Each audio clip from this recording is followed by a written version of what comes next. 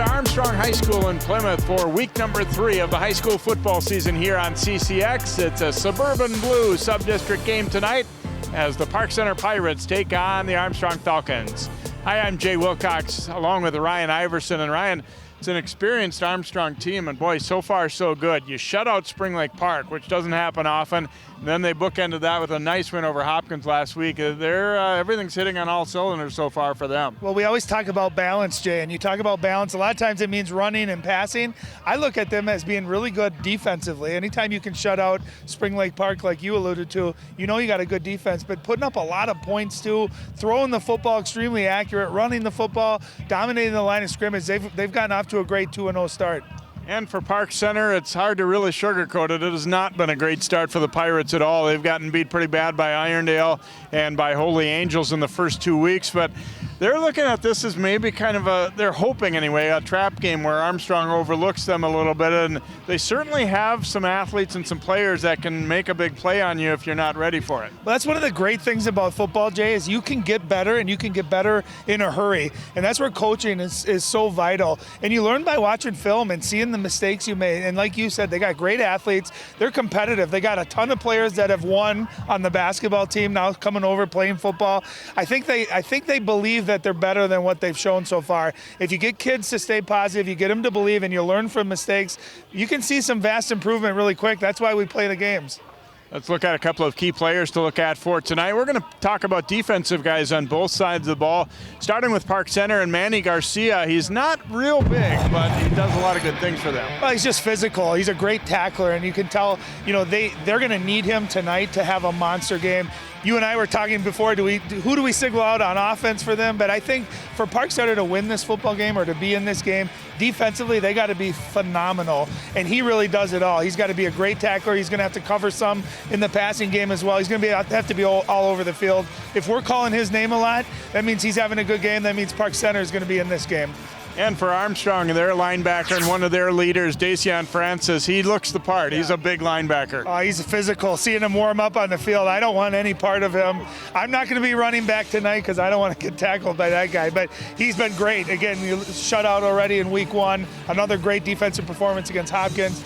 Great tackler all over the field, and he's a big part of what they do defensively. And part of a defense that forced 5 fumbles last week against Hopkins, and that was a big part of that victory for Armstrong. Well, Armstrong certainly the favorite coming in, but we'll see if Park Center can get things going here tonight and make a game of this one. It's the Pirates and the Falcons coming up next here on CCX.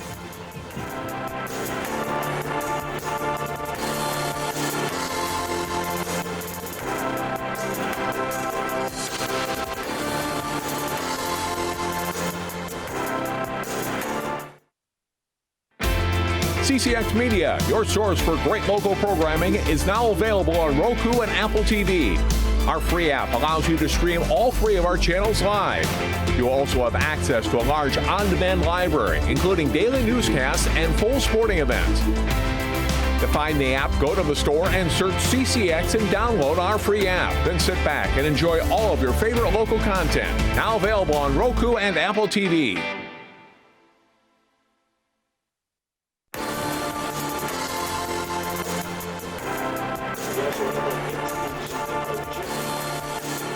Welcome back here to Armstrong High School as we get set to kick off tonight's contest. Christopher Frazier drifting back deep here for Park Center. Daniel Bees will kick it off for the Falcons. They won the toss but elected to defer to the second half, and so Park Center will be with football first. A much chillier night than what we saw last week for game number 2. And certainly a little bit of wind that could be a factor, probably more so in the kicking game than anything, but possibly affecting the passing games, I would think, a little bit for these teams as well. This just feels more like football, doesn't it, Jay? Those first 2 weeks, still bright out. It's 80 degrees. You saw a lot of cramping. Tonight we're in the elements. Wind, cold. It's youth night here. It's a lot of fun. Bees will keep it on the ground. It's bobbled a little bit, but then picked up by Darren Dalton, and he will return it to about the 40. They try to rip the football loose late. Armstrong thinks they might have a shot at it. Let's see what the call is going to be, though. It is Armstrong football. So the Falcons come up with the immediate recovery. Francis Cisse getting on that ball. It looked like they kind of had his momentum stop. Hard to tell exactly when this ball comes out. Yeah, there was a little rip. They did get it. And then you see the mad scramble, and it winds up with number 3 there. Cisse able to grab it immediately. Well, 2 things that stand out. 1, excellent camera job there by our great crew. But 2, that's what you're taught in practice. It's team tackling. You got a couple guys holding the ball carrier up, and you come in there, you got to rip that ball out. So great ball drills right there. A nice job by Armstrong, and that's a big play. First play of the game on the kickoff to get a turnover. Jake Breitbach, we talked about him last week. A speedy recovery from a torn ACL back in 5 months. He gives to Sean O'Driscoll, who did not play last week, and O'Driscoll breaking one early here inside the 30-yard line to about the 28 of Park Center, so a 13-yard gain. He's their number 1 back. He got a concussion, or was out for concussion protocol anyway in that first game, so did not suit up against Hopkins.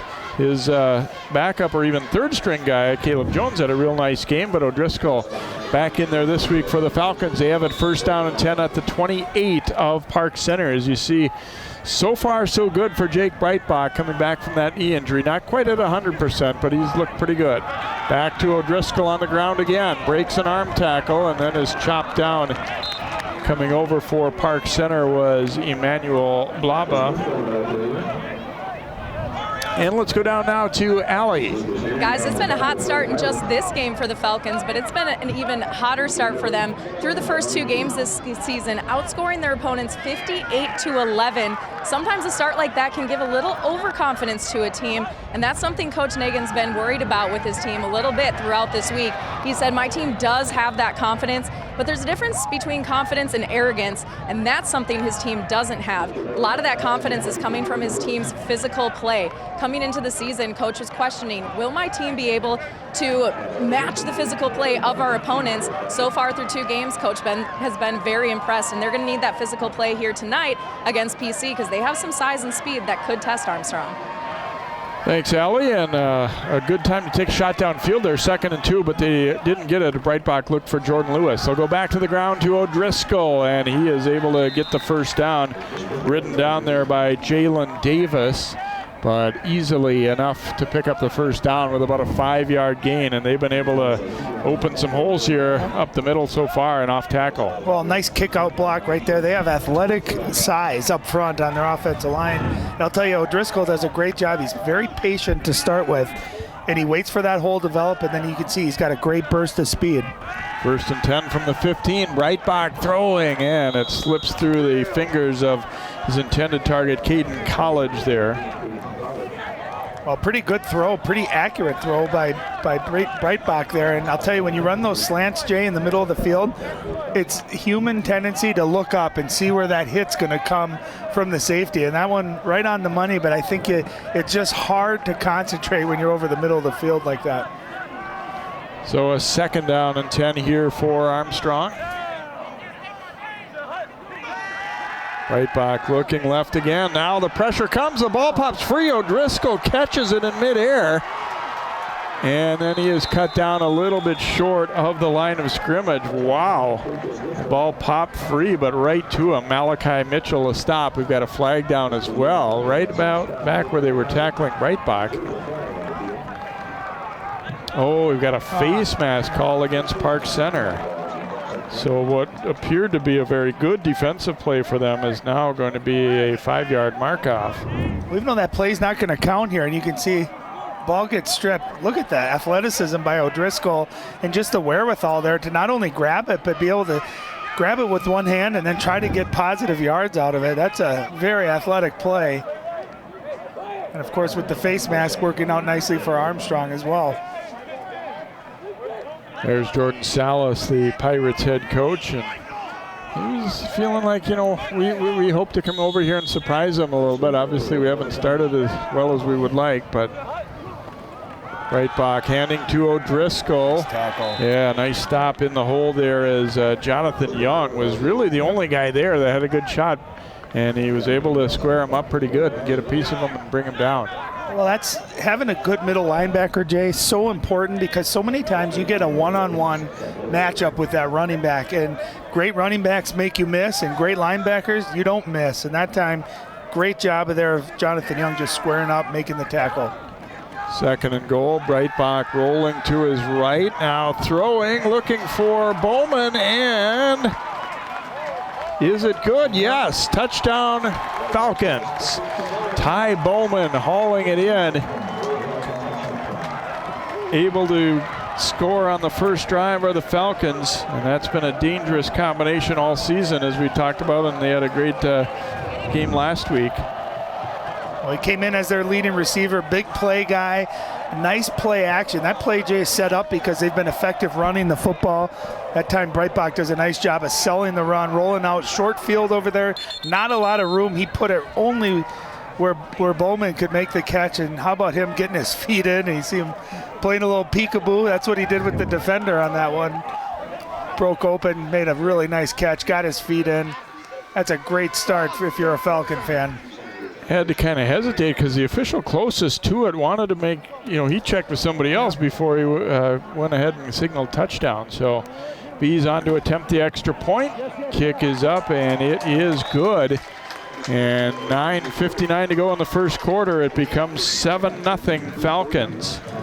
I tell you, the official that was right on the mark, Jay, a lot of times they're only watching the feet to see if their feet are in bounds. So I think he was relying on his partner to see if there was a bobble or not. You can see excellent throw. And I'll tell you what, that would have been good in the NFL. He got both feet down. You see he's checking, conferring there wasn't a bobble. He knew the feet were good, and that's a great job officiating, and you can't throw it any better. He throws a little bit behind, that could be intercepted. The worst thing that has to come out of that is it's incomplete, out of bounds. But instead, when you got a receiver with great hands and that trust, that's where that trust factor comes in. Quarterbacks will give receivers that they trust, they'll give them a chance to go make a play, and that's what happened. So the Falcons able to take advantage of Park Center's fumble on the opening kickoff, and they march it down the field 41 yards to score.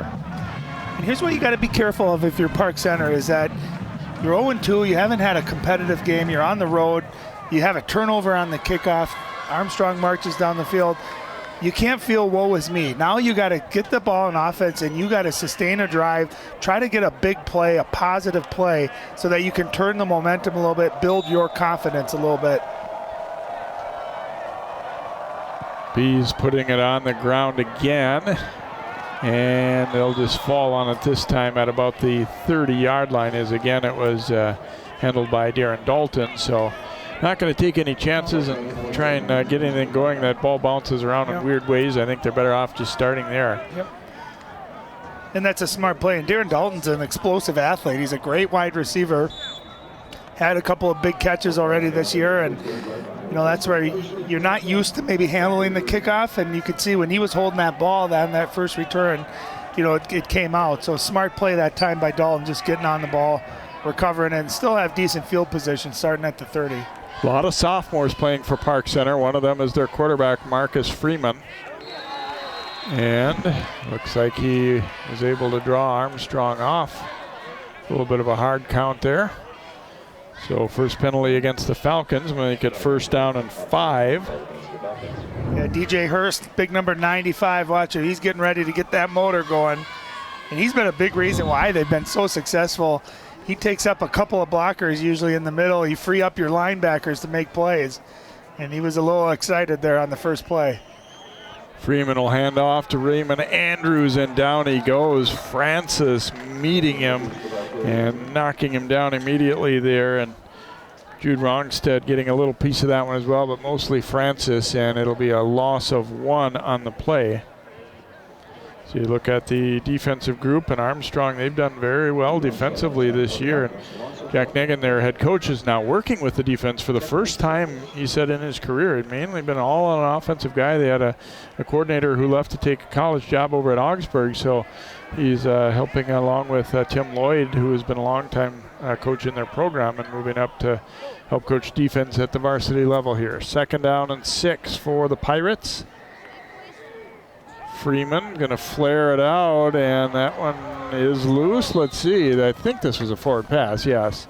Just be an incompletion as he tried to swing it around to Frazier. And you see the offensive group for Park Center. We said Freeman,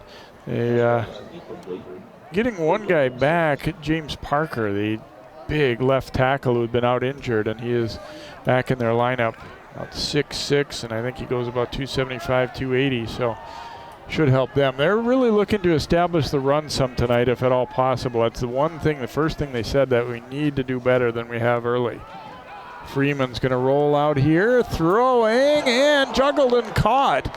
Defender cut across in front of Dalton, but he was able to hang on anyway as Jack Major made a bid for the interception. And if he didn't touch the ball, he came awful close to. Yeah. Watch how close he got to touching that. That ball kind of hung in the air a little bit.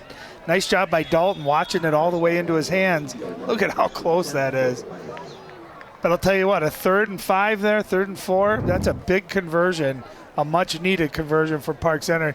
Jay, they've come into this game 6 total yards rushing in 2 games. So you talk about having to establish that run. And they got a pretty positive play on first down running the football. They're going to need to continue to do that. Andrews trying to bounce it to the outside here. And he is knocked down after a pickup of a couple. And they were saying we need to take advantage of our speed a little bit, spread things out, and then run guys. I mean, obviously you can't just run sweeps all game long and think it's going to work to your benefit. But obviously a guy like Andrews is quick and not very big. There's Jack Negan. There's a look at Jack. As he's pretty quietly confident in this group. He's not the type of guy who's going to say, oh, we're the best in the world or anything like that, but he feels good about this team, and just knowing the kind of kids they are too, that they've been able to put in a lot of work. And there's a pass out in the flat, and that is complete as he hooks up with Austin Iobamadelli. Not a huge gain, but they'll pick up positive yardage, about 3 or so, as Freeman getting rid of it in a hurry. Yeah, I like the rhythm of the offense so far in this first drive that they've had the ball. Couple positive running plays. You saw the speed, too, of Raymond Andrews. If he ever does get to that second level, he can take it to the house on any play. And great rhythm, too, by Marcus Freeman, getting the ball out of his hands in a hurry, and they're getting positive yards. 3rd and 5, fakes the handoff to Andrews. Now Freeman in trouble, and down he goes as Hurst getting him along with Cade Kemple. And it will bring up a 4th and long here for Park Center.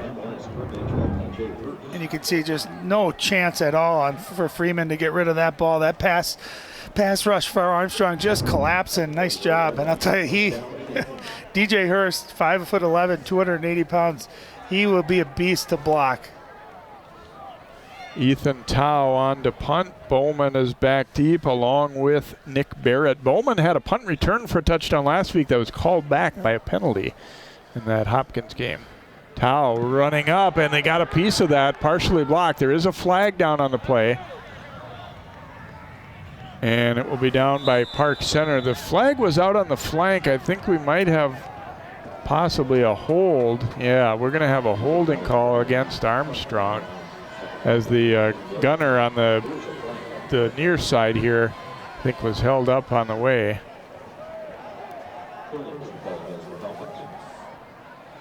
Yeah, it won't impact the block at all, but it will move it back.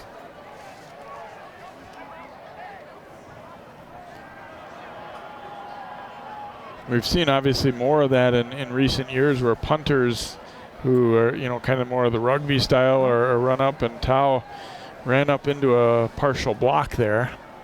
Yeah, it's one thing you take for granted. You watch the NFL and long snapping, right? It's so perfect, even the majority of college snappers. But you get to the high school level, we've seen it a couple times already in this year. Oh, Hopkins last week against Armstrong had a terrible time with that. I mean, that cost him the game as much as anything. And you hear coaches talk about the 3 phases of football: offense, defense, special teams. And as fans, we kind of just gloss over the special teams part. But we've seen it tonight: a kickoff return to start the game, fumble, block punt right there. So you can completely change the course of a game. Yeah, it's right on the outside there. They're really hand fighting, and then the helmet comes off. And you got a hold, but it looked like, too, there was some hands to the face going on. I think that's what Armstrong kind of saying, is that it was a little bit mutual, but I don't think it's hard to argue with that being a hold, though. As the receiver, you can't, he's basically still considered a receiver. You can't hold him like that. Does not look like they're going to mark off. It looks like an either-or choice there. So they're going to put the football where it was at the 28-yard line now. First down and 10. Second possession of the game here for Armstrong. They lead it 7-0, trying to go to 3-0 on the season. Breitbach fakes the handoff and then sailed that one a little too high for Nick Barrett, who's not one of his biggest receivers at 5'10". And Breitbach a little bit off tonight. There's a look at the defensive alignment. Datavius Frierson, an interesting one for Park Center. He's mainly been a basketball player, but he is big and strong, 6'5", 210. Ran a 4.48 40 at a college camp, so he's got a lot of D1 interest out there, and he could be a playmaker tonight for Park Center. Breitbach throwing over the middle for Barrett, in and it is intercepted. Hanging on to it for the Pirates there is Blaba as he makes the diving catch after the throw was a little too high for its intended target. And that could be a big one for Park Center as they get a little excitement with their defense. And they should. That's a big takeaway. Again, play action, nice job throwing the football Breitbach just a little bit high again. And how often do you see that when as a receiver tips off the very top of your hands, goes up in the air? And a nice job of keeping both of his hands underneath that. My initial thought was maybe that hit the turf, but he did a great job concentrating and giving his offense a shot in the arm here, a short field. Let's see if Park Center can capitalize off of it. They get it at Armstrong's 45. And the pressure gets there. Freeman goes down. Boy, three guys really arriving at about the same time as Dante Barnes and Rongstead were there the first. And boy, that Freeman had no shot. It's back-to-back plays. We've seen that. He's dropping back, and before he can even plant his back foot, there are red jerseys everywhere in that backfield. Park Center's got to give him a little bit of time to be able to set. You don't want to have plays ever where you're going backwards, but especially on first down where you lose 7 yards, setting up a second and really, really long. Well, and of course, in high school football, quarterback sacks count against your rushing total. So now we get an indication maybe of why their rushing has looked bad early. Here's a nice little dump out in the flat, and that'll be complete and should be enough for the first down as he finds Desmond Scott. And a nice play design there. Boy, they're a good example of you use their aggressiveness against absolutely. Armstrong. That's a great offensive call right there by Park Center. Smart football. Hey, Armstrong's coming after. That's 2 straight sacks. We know they're going to be blitzing, bringing pressure. What can we do to combat that? Let's run a screen. I'll tell you what, Marcus Freeman for a sophomore, that's not an easy thing to do, letting the defense just run at you full speed. He did a great job of setting that up. 19-yard gainer. Freeman swings it out, has his man in the flat again, and Felipe Anzaldo Perez hauling that one in for Park Center. So another nice gainer there of about 6. And that's winning first down. That's so important for Park Center. And again, how do you attack a team that's really aggressive up front? Well, we saw a screen pass. We can see a draw. Draws work really well. That time, just a quick hitch. And that's a great way to get your quarterback some rhythm, have him get rid of the football before that pressure can come.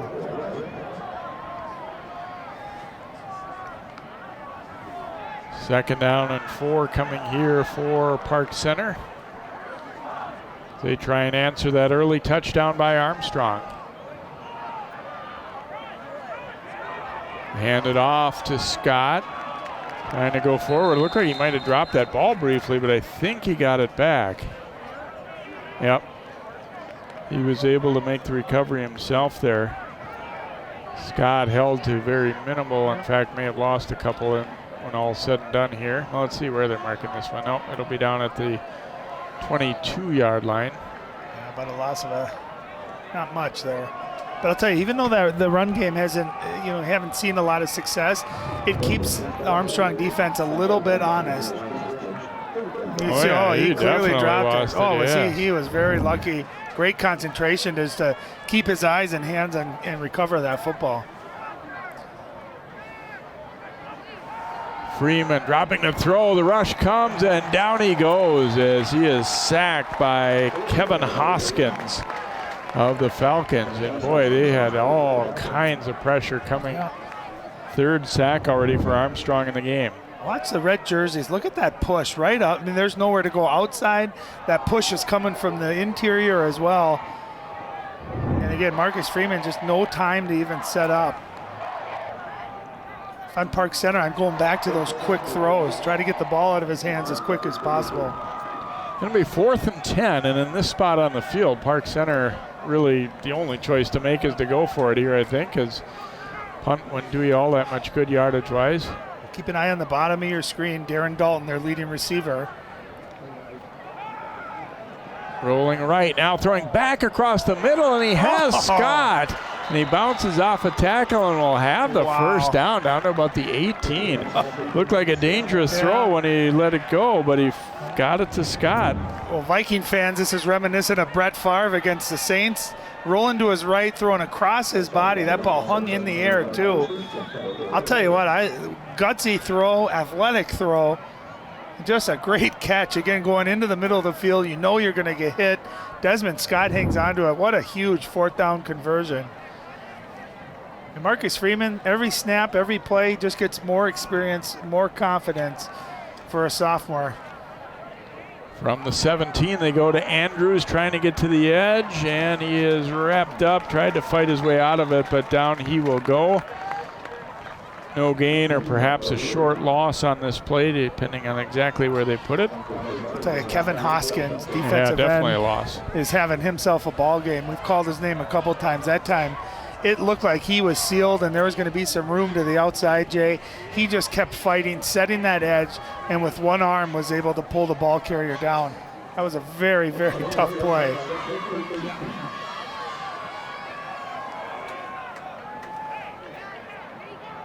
So it'll be a 2nd and 14 from the 21 now for the Pirates.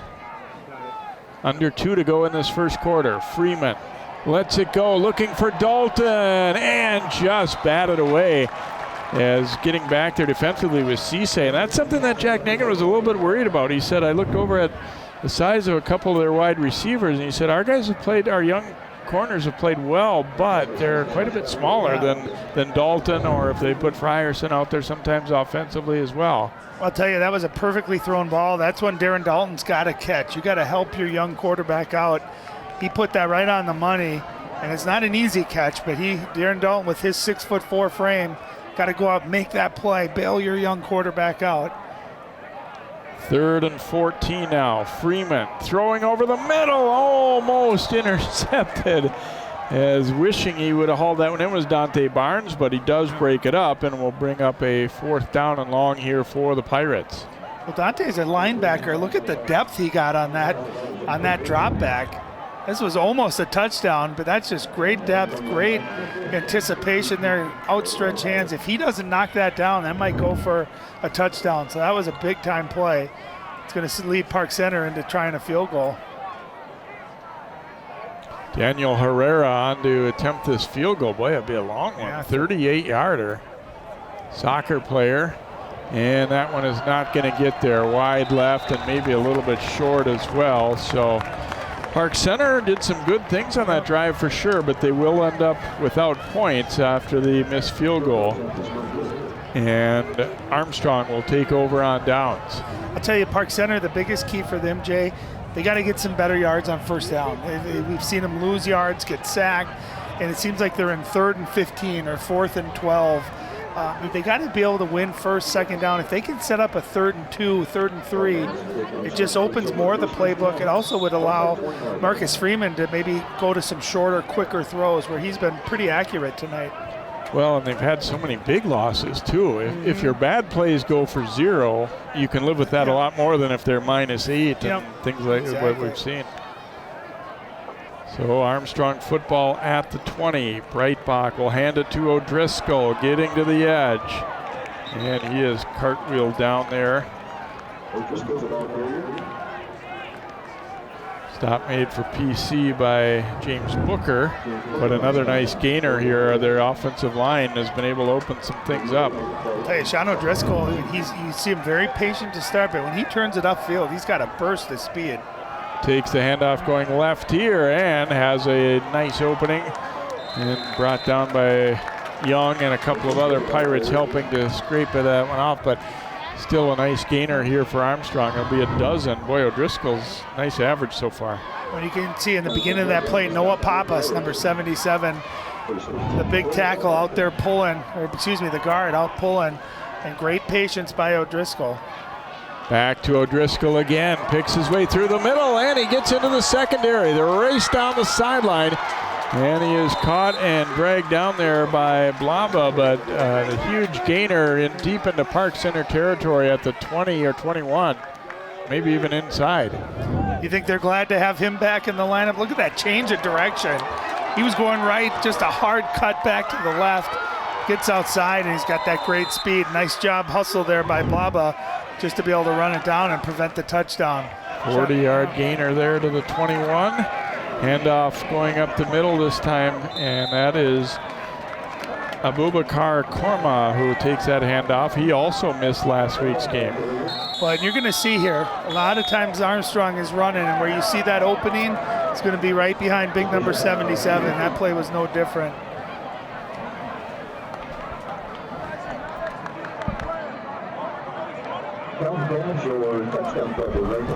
Well, this isn't good news for Korma, as he carried the ball once in his return from injury and down on the field, as it looks like they're looking at his lower right leg, ankle maybe, or shin. And I think somebody fell on his leg, it looked like. I hate seeing that. You see that a lot with linemen, that are blocking, and you see running backs and tacklers fall onto that. Certainly great to see him walking off on his own power. And the thing about those kind too, really, Ryan, is when you say to yourself, what would you do to prevent that? Really, there is nothing. It just the way it goes. It's like an ankle sprain in basketball. They're things that are going to happen. Looks like he's been able to walk it off pretty good there. And so now we will see Caleb Jones, the third string back, who really shined last week against Hopkins. 3 touchdowns. So he's in there, number 25. Second and about 6 here for Armstrong.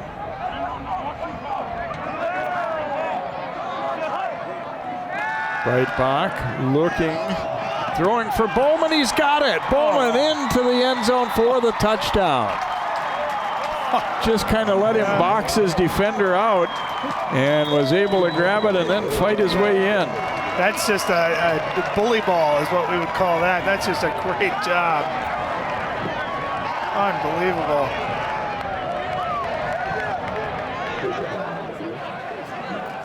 That ball looked like it might be picked off, but Bowman just went right in front of it, grabbed that, and then he's so big and physical, able to go into the end zone. When this ball was first released here, I thought that was going to be picked off, but look at him just using his body. Like you said, he just put him on his back, boxed him out, went after that football, and then able to fall forward into the end zone for touchdown number 2. Unfortunately, one of the defenders on that play is still down on the field here for Park Center as well. So a couple of touchdown passes from Breitbach to Bowman. It's funny because the only 2 completions he's had in the first quarter have been touchdowns. They hasn't been especially accurate overall, but the big plays have been there for the Falcons. And you don't have to connect often, but you got to make them count. And that one, so far in the first quarter, you mentioned 2 completions, both to Bowman and both for touchdowns. Looks like Booker is the injured Pirate, and he is going to be able to make his way up, but hard to tell what part of his body got hurt. Doesn't look like he's coming out, so he must be all right. Yeah, it was hard to see what happened on that play. It looked like he was in pretty good position, and it looked like Bowman just kind of backed into him. I don't know if he got the wind knocked out of him there. They may have told Booker that he has to come out because of the stoppage there, I think. B's on to attempt the extra point. You see just 9 seconds to go in this first quarter. And his kick is up, and it is good. So it's 14-0 Armstrong here late in this first quarter of play. Boy, they established it on the ground. They've really been running the ball well, and then go up top here. And there was contact there before, but I don't think it was illegal contact by Bowman. I think that was his right, his space to go after that ball. Watch him get the defensive back right on his back And it looked like Booker maybe fell hard on his arm there. Yeah. I don't think he was expecting the contact, and so wasn't able to brace himself. But I'll tell you, college coaches, that next level, they love physical receivers. And, we were always taught growing up, Jay, at Eden Prairie, and even when I played for the Gophers, that ball's in the air, it's a free ball. You are entitled to that ball. And a lot of times it comes down to who wants it more. And Bowman, on that play, wanted it more. He went after it like an animal, got it. And not only that, but then had the wherewithal to move forward and know where that end zone is. Yeah, you don't want that to be a 16-yard gain that ends at the 1. When you make a nice catch like that, you want to finish it and power your way into the end zone, and that's exactly what happened. Well, you touched on it too, though, Jay. They 2 passes for touchdowns, but all those are set up because they've softened the defense up, successfully running the football. They had a couple of big plays on that drive in the running game. B is another hard low liner. This one will skid all the way back. And it's Andrews on the return. Andrews has some wheels, and then he is knocked down hard. Just a shoulder-to-shoulder shot by Noah Wiesjohn. But it is a good field position for BC out to the 44. Andrews, really nice kid. I had a chance to get to meet him this summer doing one of our Workout Warriors stories, and just a great leader in their program, well-spoken guy, great smile, just one of the kind of kid that you think is going to be a success in whatever he does in life. And he's got some great speed, too, on the football field. He's electric when he does get the ball. So we've reached the end of one here. Armstrong leading at 14-0. We'll be back with our second quarter here on CCX Sports.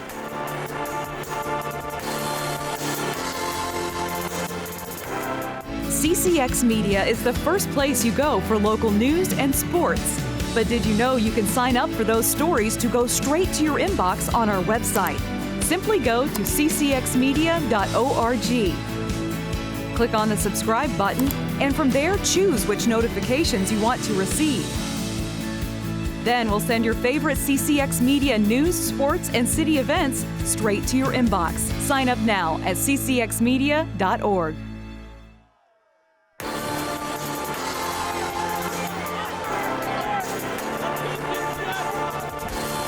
Armstrong student section liking the start to the season and the start to tonight.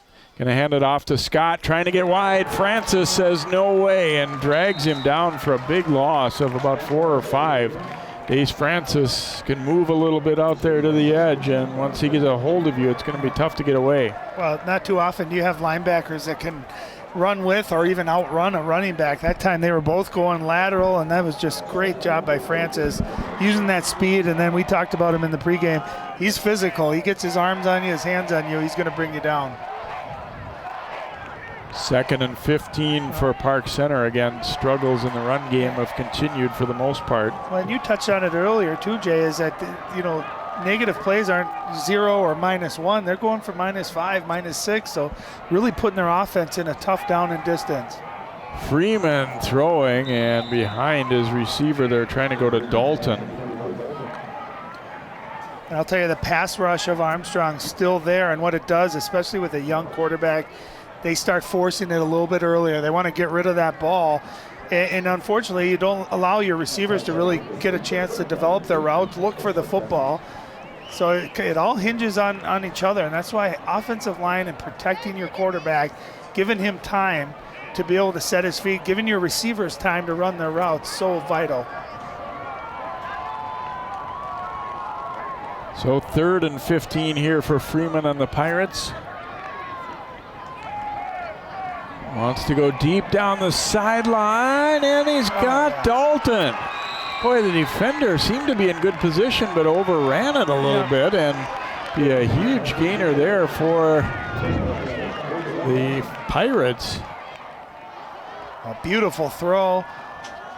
And you can see it was actually in good spot. Francis was in a good spot there. I think he thought a ball was going to be short. That ball just kind of kept going, and a nice job by Darren Dalton, never giving up on it, running under it.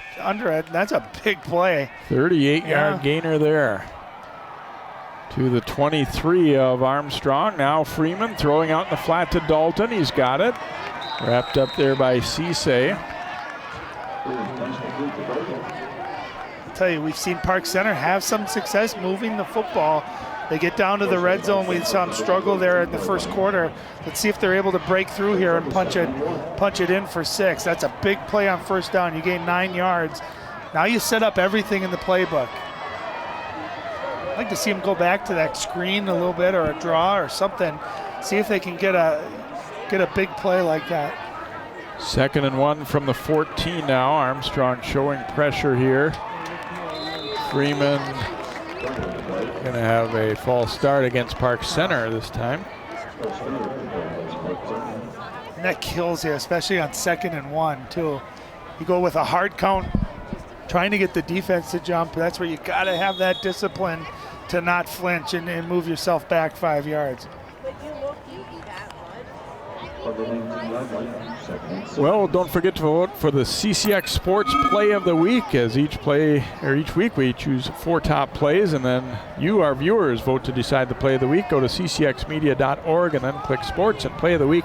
And it's brought to you by Chick-fil-A in Maple Grove.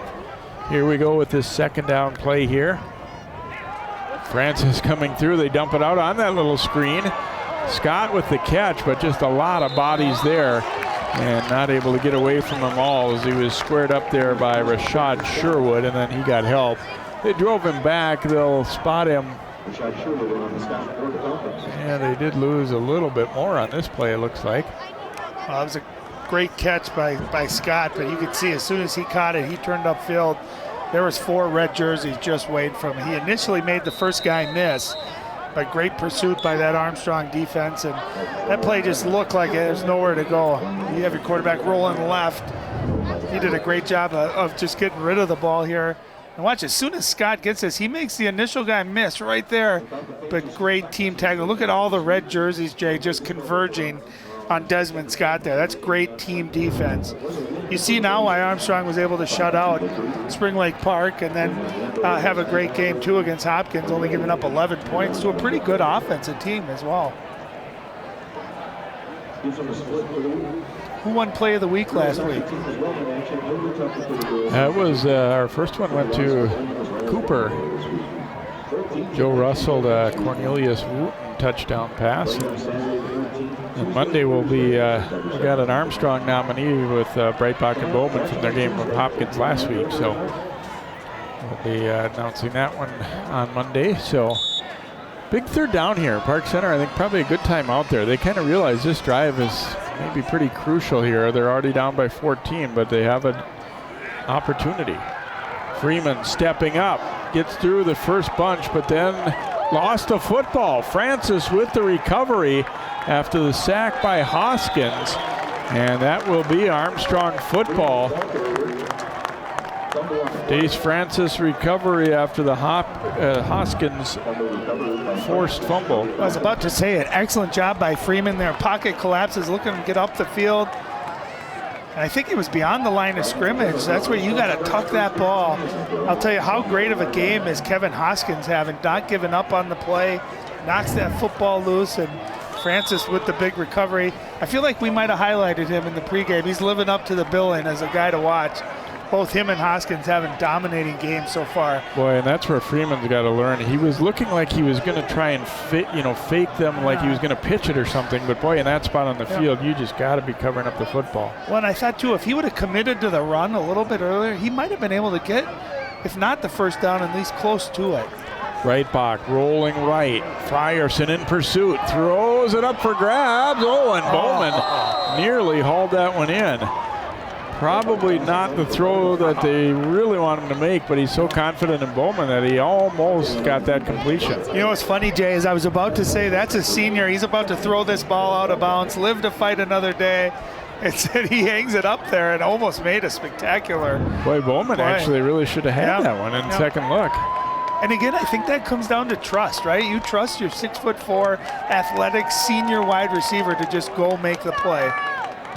2nd down, they'll go back to O'Driscoll on the ground, and he picks his way through. He's hit hard, but should be enough for the first down as he was smacked from the backside by Quavius Hornsby. Yeah, he took a big hit. Watch Hornsby get him at the end of this play, but I want you to watch his footwork right there. He does it again. He's got great feet. You can see running backs that make moves like that always low to the ground. They got great legs, great feet. That was a big run.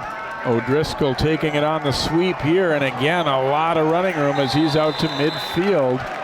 Oh, we've got a flag down, though. It's going to be a hold against Armstrong. Wipe out that gainer.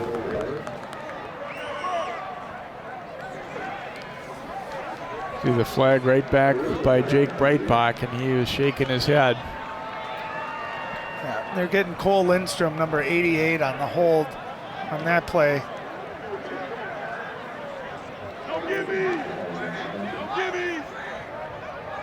Yeah, unfortunate for the Falcons too. That was a big play, nice play on first down. Instead, it's where it's 10 yards from where the hold happened. Yeah, which is about a yard behind the line of right. scrimmage. So you're going to end up with 1st and 21 here. Breitbach throwing, complete, has Bowman. Made a little move and then gets out of bounds as they get back most of that yardage anyway, but still a ways to go here, obviously, toward a first down, as he will pick up gain of about 7 or 8 on that play. And I like Armstrong too, and Breitbach especially. Looks like they're just taking what the defense is giving them. 1st and 21. It's okay to get 7, 8 yards on that. Get a big chunk of it. Smart play. Breitbach under pressure, throwing, and it's complete as he hits Lewis and into Park Center territory. Down to about the 46. Give him 21 on that gainer. A nice route by Jordan Lewis and a nice job staying in there by Breitbach. And that ball, again, had a little wobbly, a little high, but able to find that seam. And Park Center giving plenty of cushion to these Armstrong receivers. Those throwing lanes are wide open. O'Driscoll walks through a big hole and will sprawl forward for another first down inside the 35. I can tell you, as good as Driscoll has been at running the football and as impressive as he is, you got to give a lot of credit to that line up front. They're doing a great job. You see number 66 doing a great job. That's Ethan Sutton. Back to O'Driscoll again, and another huge hole to run through as he will be close to, this time a little shy of the first down. He got a dozen on the previous carry, and this one will be good for about 9. Yeah, they're winning that first down. Watch the push of red jerseys. There you can see Sutton out front pushing. There's just some great blocking up front. They got, like I said, they got athletic size up front. So you'll see those guards pulling, and they do a great job of using their legs as well. 2nd and short from the 26, and again a lot of running room right up the middle. Hanging on low there was Garcia, but not until O'Driscoll easily gets the first down. And there you can see the kick out block, number 88, Cole Lindstrom, the tight end. Nice job there kicking out that defensive end, opening up the hole for O'Driscoll, and see him coming out. Hopefully he's okay. Got a Pirate down injured on the field here after that last play. And that is Jonathan Young, who's shaken up. Well, we've seen Jonathan Young have a couple of nice tackles so far in this game. Certainly hope he's okay. You talked about how young Park Center is, Jay. He's another sophomore. These guys are only going to get better, too. And sometimes you got to go through growing pains. Well, unfortunately, players, unfortunately, a few guys have gone down tonight. Here's Allie with a report on an Armstrong injury. Yeah, guys, we've got number 94 for Armstrong, Sean Wright. He is a junior defensive lineman. He came out within the first couple plays of the game with some wrist injury that has been tended to this entire game. So, obviously Armstrong's defense has been holding their own without him on the field, but keeping an eye on him. I'm not sure if he's going to make a return or not, as he's been icing it through much of this first half. Thanks, Allie. Stay warm down there. We didn't have to worry about that the first couple of weeks, but a little chilly here tonight. First down for Breitbach and crew. Here he goes looking up top, and it is caught for the touchdown. One-on-one out there in College. Maybe a little slight push off, but just held the defender off and able to haul it in for the touchdown. Well, easy throw, easy catch. Nice job by College at 6'4", and I couldn't see who the defensive back was, Jay. It's where you got to get your head around and see the ball and try to make a play on it. You can see definitely some height difference right there, but you got to know where that ball is. He was actually in pretty good position to make a play on that. But again, some effective passes tonight. 3 of them already for touchdowns. Extra point try by Bees is up, and this one is wide to the left, so no good, but Armstrong still taking a 20-0 lead. And in second look, this definitely was not a push-off. I thought maybe it was just a slight one, but really not. He just stood and spotted the ball where you can see the defensive back not able to get his head around Miracle Alibi. And I thought Alibi was in good position, but he just kept going when the receiver went up. And if you watch this, Alibi right there, he is in a perfect spot. But you can see he just keeps running. You know, and more you see, even in college and in the pros, Jay, defensive backs just, and it's a hard thing to do. It's a hard thing to guard someone down the field. But if you don't know where that ball is, that's such a disadvantage to you as a defensive back. I thought his positioning was good. If he got his head around just to see that, he at least makes a play on it, maybe can make an interception out of it. But a nice job, Armstrong using their size out on the wide receiver on the perimeter. Caden College, also 6'4", just goes up and makes a play. Well, we mentioned Brian Puck, efficient in terms of scoring. 5 completions, 3 of them are touchdowns. It's a pretty good percentage. That'll work. But I'll tell you, I mean, the chunk of their yardage has come in the running game, and it seems like they get down to the red zone and they use their pass really, really nicely. Oh boy, that one doesn't help Park Center as it's off the foot of Micah Hoban and will go out of bounds at about the 7-yard line.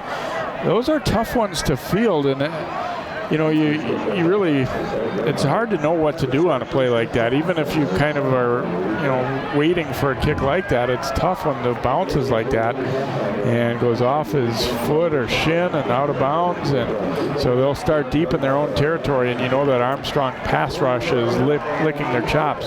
Well, that's the thing for Park Center is you're down 3 scores on the road. You've struggled this year.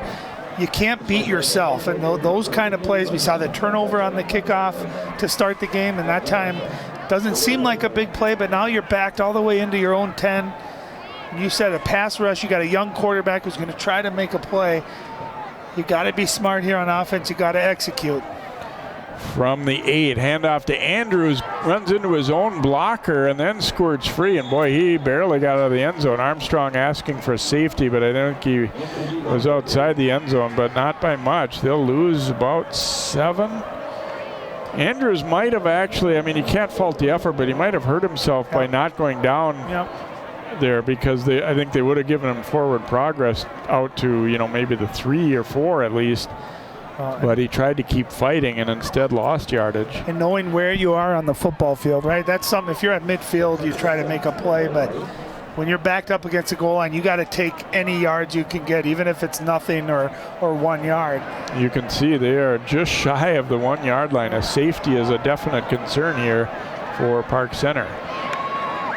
Freeman will hand it off, and this is going to be a safety, I believe. Yeah, he did not get out of the end zone. As Scott took the handoff and was stopped before he could get out of the end zone. You see Barnes meeting him and then wrapped up by Hoskins and drove him back. And I think it's a pretty good call. A lot of times he gives you the benefit of the doubt if it's close, but he did not get out of the end zone. No, and that's the difficulty of running out of the shotgun, especially when you're on the goal line, is you give an aggressive pass rush a chance to get that penetration into the backfield. I thought Park Center might go with a hard snap count there, Jay, and try to get 5 free yards and get a little bit of breathing room there. Or it's okay, too, in some of those situations. Put your quarterback under center. Just QB sneak it, right? You know, at worst, you're going to get nothing, but at least you won't go backwards. Instead, they run out of that shotgun. Great push. Kevin Hoskins, he's just been a monster tonight all over the football field. Dante Barnes as well having a great game. Francis having a great game. Don't forget DJ Hurst too, big number 95 in the middle with some good push. The defense has been dominant tonight. So this will be a free kick for Park Center. Armstrong, of course, gets a football right back. You don't see safeties all that often, so teams we'll probably be seeing this for one of the few times all year. It's one of those where you're not sure where to line up because you just don't practice, safety return or safety free kick that often in practice. And where they end up kicking from is a 20. So, and sometimes it's a punt, sometimes it's a kick. It looks like here it's going to be a kick. I'll tell you, Armstrong will probably get very good field position out of it too, with still a lot of time left to play in the second quarter. Herrera getting set to kick it for Park Center.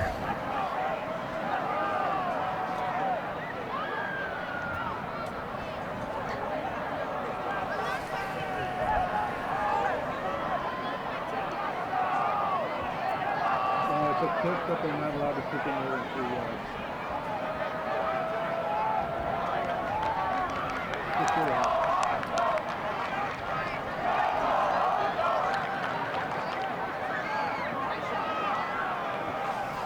Officials getting everybody situated here.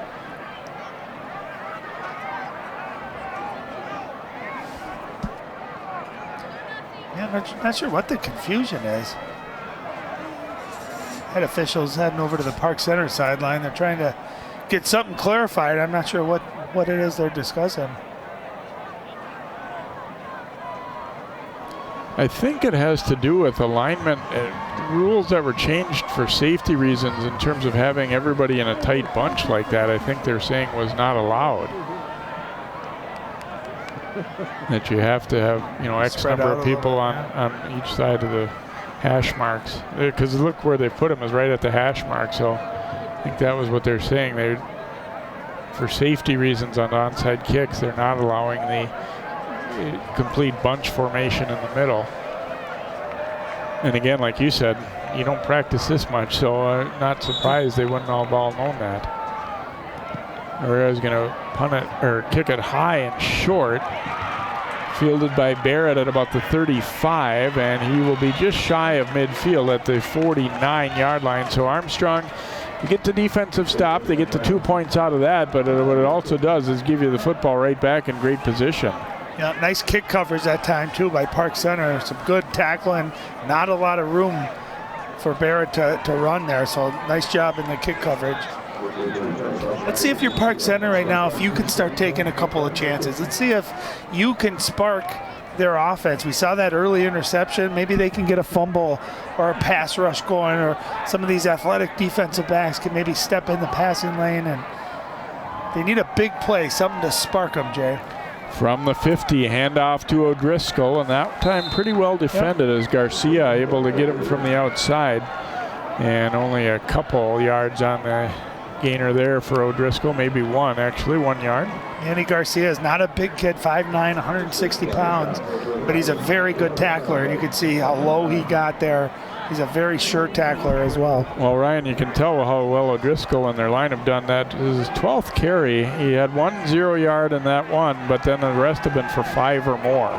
Breitbach throwing deep downfield, flags all over the place, looking for Lewis. It's incomplete.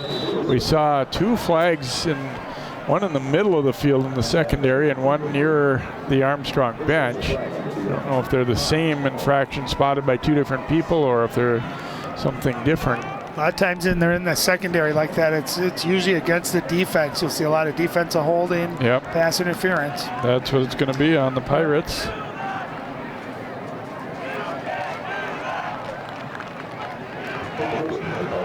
So that'll be enough for the first down. And that's a big play. If there's no penalty there, Jay, it's 3rd and 9. And your Park Center defense doing a nice job. Instead, that penalty comes into an automatic or enough for a first down here. So they're at the 39-yard line now. First down and 10 for the Falcons. Back to O'Driscoll. Got away from the first man. Broke through the next tackle. He's looking to take on a tackler there as he burrows his way close to the 25.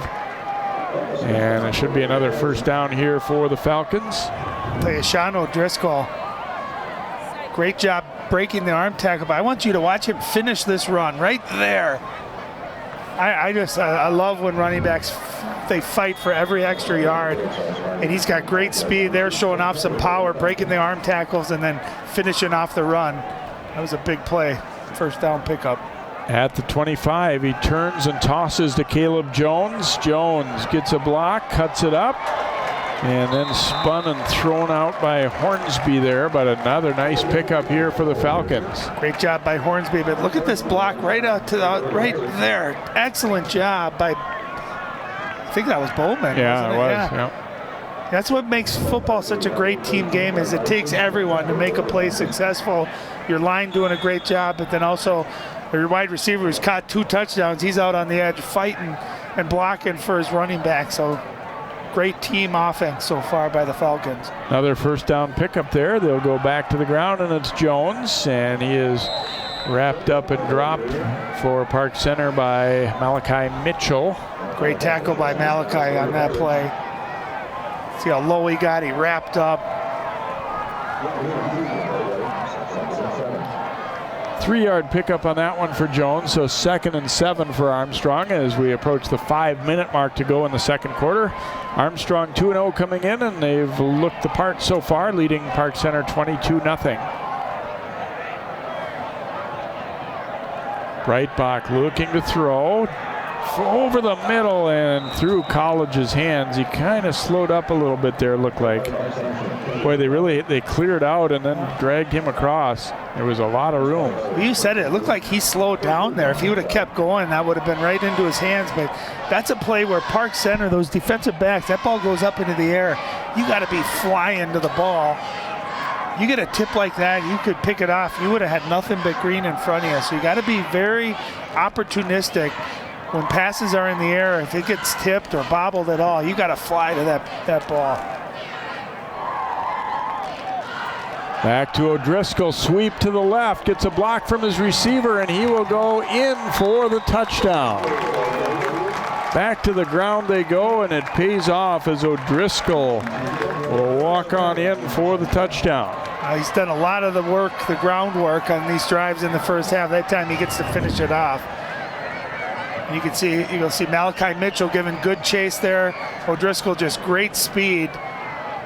And again, knows how to finish, lowers that shoulder, gets into that end zone. He's fired up. His teammates are fired up. They've got great balance on this Armstrong offense. They can throw the ball. They can run the ball with a number of different running backs too. But they love having that young man healthy and on the field. Good rush from the outside, but Bees gets the kick up and through. And so with 4:41 to go in the second quarter, it becomes 29-0 Armstrong. They have scored 3 times in less than 3 minutes, 2 touchdowns and then the safety in the middle. And really no need for blockers on that play. You can see he beat Pappas out to, he was pulling on that, and he just beat him out there, but there's still no defenders out there. Yeah, College did a nice job of blocking without holding. He just kind of squared up his man at near the goal line and stayed with him. And not to say that guy would have necessarily been able to make a stop there anyway, but sometimes as a wide receiver, you're just almost like you're setting a screen like you do in basketball. You just want to get in the way. And that's what great teams do. I love that great film work down there. But you can see them, they're not content, right? They're still talking and learning, and they're fired up. And that's the hard part. When you get a big lead in a game where you assume you're going to end up winning, you can lose focus. And that's the thing. Can you finish? Finish the half, finish the game. It's a great chance to hopefully get some other players a chance to get some reps as well. Bees getting set to kick it off here. He's been putting the ball on the ground each time. This time he's going to pop it up a little bit, trying to pin him toward the sideline. Return here by Hamel Blay, and then he is driven back as he crossed the 30. He stopped at about the 31, and Park Center gets the football back. At times have moved the ball some. They've thrown the ball a little bit, with some nice success. Haven't really run it well, though.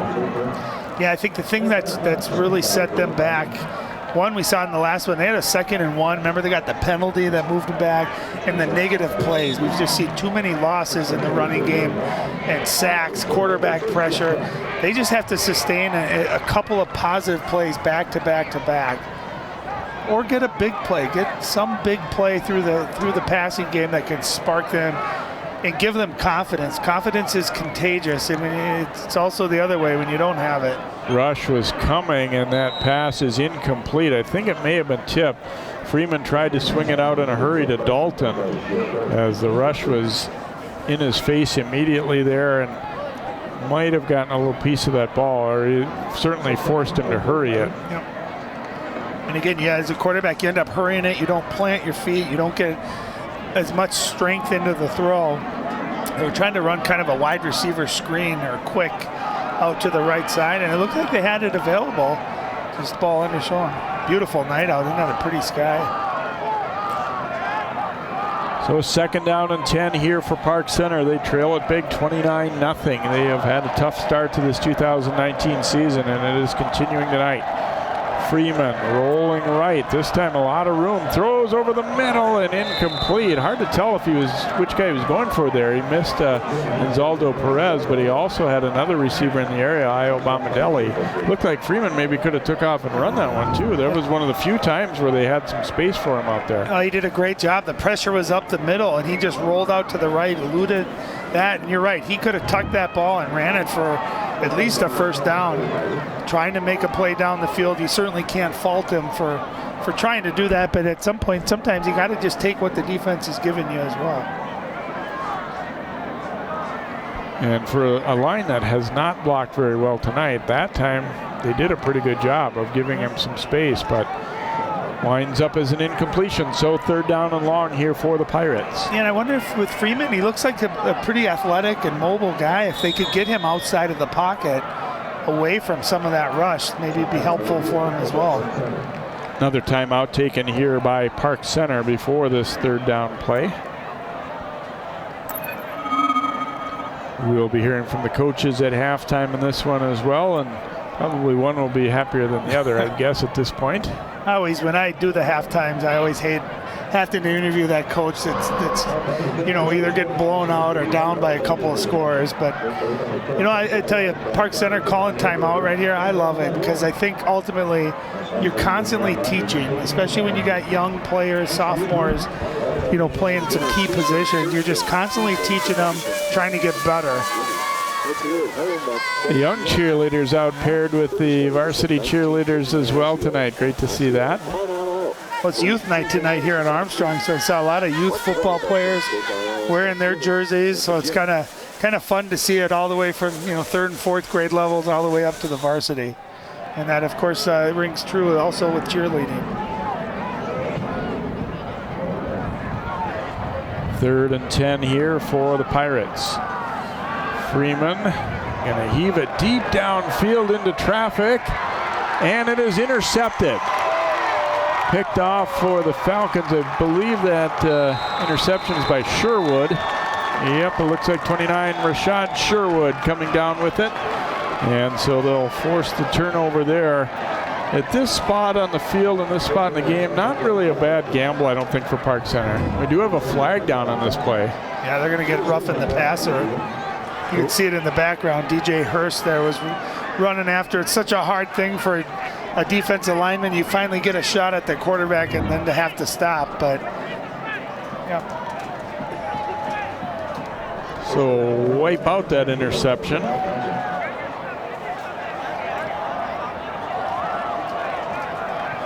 Instead, it's a 15-yarder against the Falcons.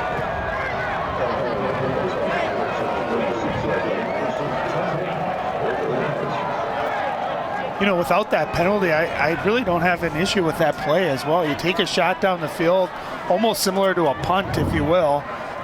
Just trying to make a play, trying to give your receiver, and you can see the hit there in the background. Great job. Look at all the red jerseys down there, and an excellent job going to get the ball by Sherwood. You see him go up and get it at its highest point. They were ready for that shot down the field. Yeah, you teach your linemen, they want to get to the quarterback so bad, but that was a good call. It was too late. Yeah. No, and you love that you're protecting the quarterbacks, but as a defensive player, I can tell you, and as a lineman, you work so hard all game, you might only get one chance for a sack. It's one of the hardest things to do in the world is to run at a quarterback and then lay off. Now we get a delay a game penalty against Park Center. They weren't even lined up.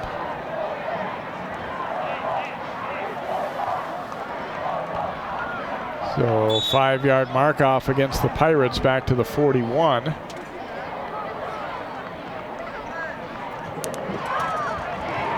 Interesting, it was almost as though they were using a timeout. Andrews is going to be the quarterback receiving snap here.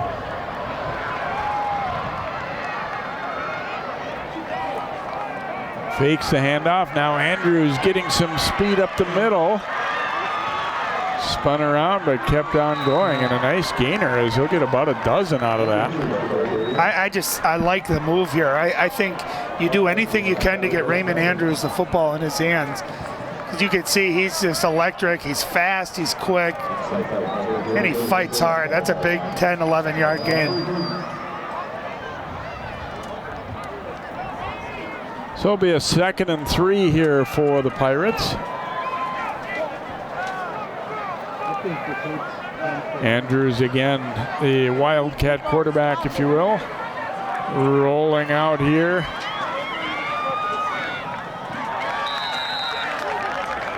And it looks like Andrews will have enough for the first down here.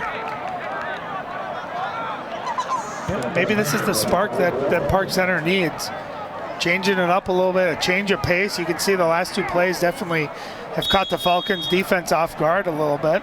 Looks like we've got an injury for Armstrong here. Came late after this play as a defender went back down.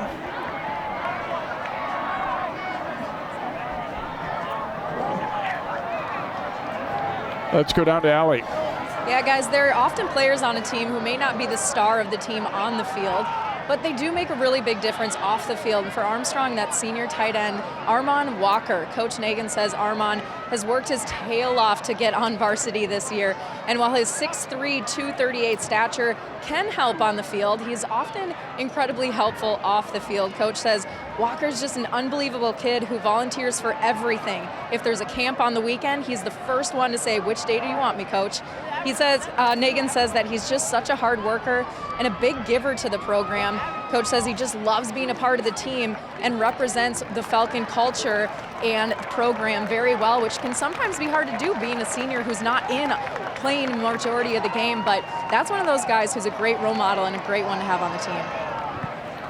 Thanks, Allie. And it's Kevin Hoskins who is shaken up, and he's had a heck of a first half here. They would hate to lose him. And I think in part, a little bit with Walker not always being in there has to do with formation, too. They have a lot of formations that don't have a tight end, and that's the position he's playing. So he's earned playing time. It's just that they don't use a tight end all the time as well, but sounds like a great kid.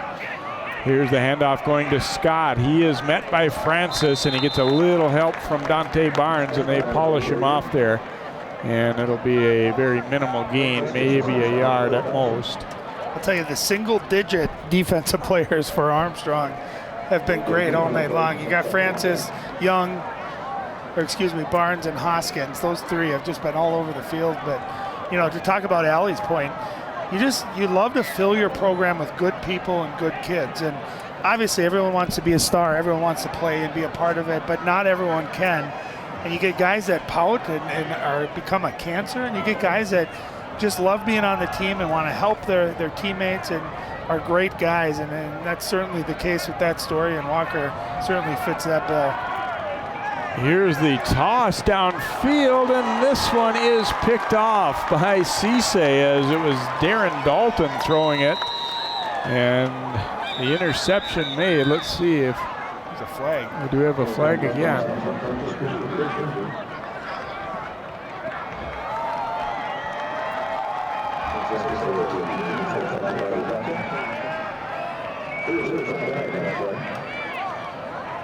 It's going to be a personal foul. Looks like head contact against Armstrong. I'm not sure, but I think the interception is going to stand this time, and then the penalty will be after on the return.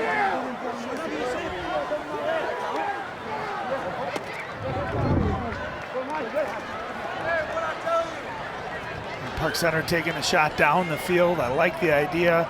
Ball just a little bit underthrown.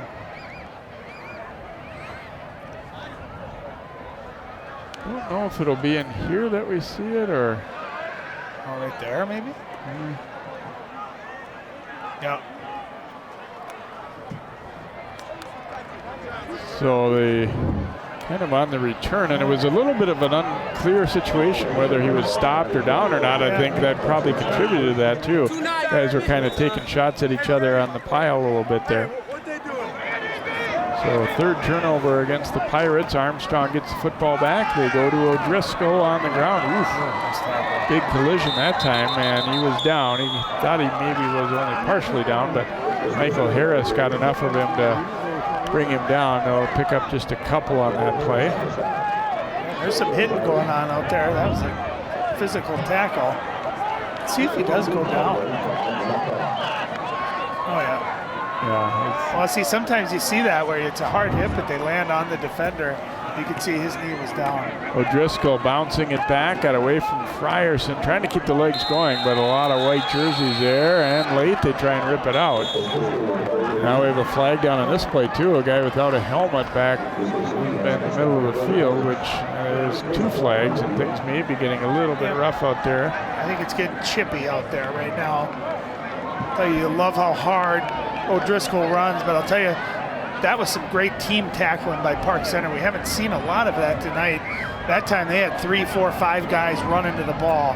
Great job tackling by the Pirate defense there.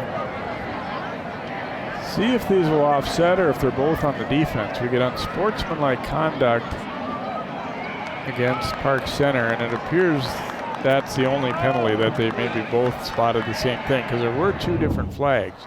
Well, he ends up, I think it's down in the middle of the field a little bit, and then a helmet gets torn off, which generally indicates see behind the play there. Yeah. Yeah, you see the lid laying there. So 15-yarder against the Pirates. And it'll be first down for Armstrong out at the 32. There's 57 seconds left. See how much urgency they'll have, or if they'll just be content to keep the ball on the ground. Now, even if they do that, it doesn't mean they might not score, though, the holes they've been opening for O'Driscoll. Right back, looking to air it out. Throwing and finds Bowman out in the flat. Looked like he was pretty well covered initially, but they just got a strike thrown to him and able to complete it. And that'll be a 24-yard pickup and a first down for the Falcons. Well, Bowman did a great job, number one, in catching it. But watch him turn it upfield, and he came back to the middle and got some extra yards, but then able to get back out of bounds. Lucas Lee was there, but just couldn't quite make the play. And he gained 13 yards there of extra yardage after the catch. Right back, slinging it out to Bowman, and he will again jump out of bounds here to stop the clock. About a roughly 5-yard gainer there. A pretty easy throw for Breitbach there, and you can see how much cushion Park Center is giving these wide receivers. You know, if I'm Park Center, I'm trying to bring some pressure, bring some, maybe a blitz, try to get some pressure on Armstrong, make Breitbach get rid of that ball before he wants to, and use those athletes they have in the secondary to start going after the ball. Try to make a play on the ball. Yeah, they have all their timeouts remaining too if needed. Second down and 6. Breitbach, a little hitch. Ooh, he gets hit as he throws, and that'll fall short and incomplete. Heavy duty pressure put on him that time. I believe it was Hornsby who got there. And obviously, again, Breitbach coming back off that ACL. Fans kind of hold their breath a little bit for Armstrong when he takes a shot like that. No, and a great pass rush. Nice. That's exactly the kind of hit you want. And you can see what quarterback pressure does, right? You don't allow yourself to set your feet and plant, and it throws everything off. We've seen the Park Center quarterback, Marcus Freeman, under pressure all day long. Really one of the first times tonight that Breitbach has had that. Handoff up the middle to O'Driscoll, and they'll stop him well short of the first down. Ismail Conte on the stop for Park Center, and only about a yard or so on that gain. Quick timeout taken here, so 25 seconds to go in the half. Armstrong will be facing a 4th and about 6. But again, time-wise with the 2 timeouts, they've still got the possibility of getting down the field. Absolutely. I'd look for them to go through the air here, see if they can get Bowman the ball in kind of that flat area where he's proven very successful. Breitbach's been very accurate in that. Or, you know, the other option too is you look for almost a fake and go. You pump fake, try to get that defense to come up. Well, and I think that's what they're looking for on the play when Breitbach got hit. He just didn't end up having quite enough time to finish it off.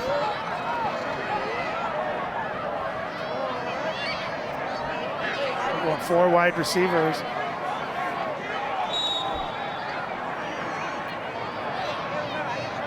Breitbach looking left, throwing downfield, and he's got a man. Barrett with the catch. Keeps on going as they try and strip it away from him, and he'll be down to the 15-yard line. With a 24-yard gainer there for the Falcons. Well, Breitbach just has some great accuracy. That ball's hanging in the air, but look at between 3 defenders. Great route run at that time by Nick Barrett, and also a very accurate throw. Breitbach's got to get that up high enough to get it over the linebackers, but you don't want to have that ball sail where the safety or the cornerback can make a play on it. So a very accurate ball. And Nick Barrett just fighting for extra yards there, able to gain an extra 5 or 6 yards after the catch. Well, spotted at the 17-yard line, a first down, another timeout taken, of course, by Armstrong here. And you got 1 left, so you got time here. You don't have to go to the end zone. Well, besides wanting more points here, it also is a great opportunity to give your team, you know, let's face it, you can do the 2-minute drill all day in practice, but it's not the same. There's John Lichardi, the defensive coordinator for Park Center, who was Brooklyn Center's head coach the past couple of years.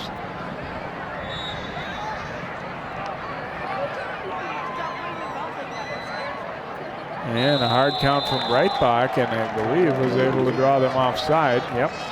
No movement on the Armstrong side, so a 6th penalty against Park Center in the half. A smart job by Armstrong, good discipline too.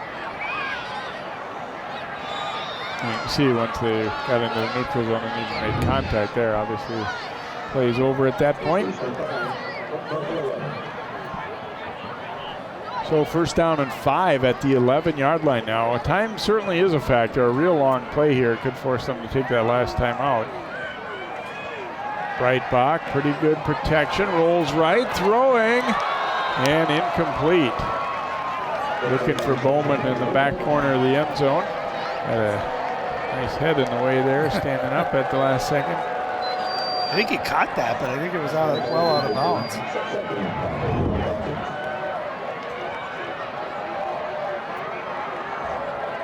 Another look. Oof. Oh, no, he didn't. Almost. Yeah. Almost. A heck of an effort. That's a tough route to run, tough throw. Your quarterback, too, had a great effort. Breitbach here looking for the screen. Completing it to College. Can he get in the end zone? He sure can. Park Center sent the house after Breitbach, and they had the right play call for that. As College will catch it and walk on in. College, his 2nd touchdown reception of the first half, 4 touchdown passes for Breitbach. We saw him try to run that wide receiver screen earlier in the half. That wasn't successful that time.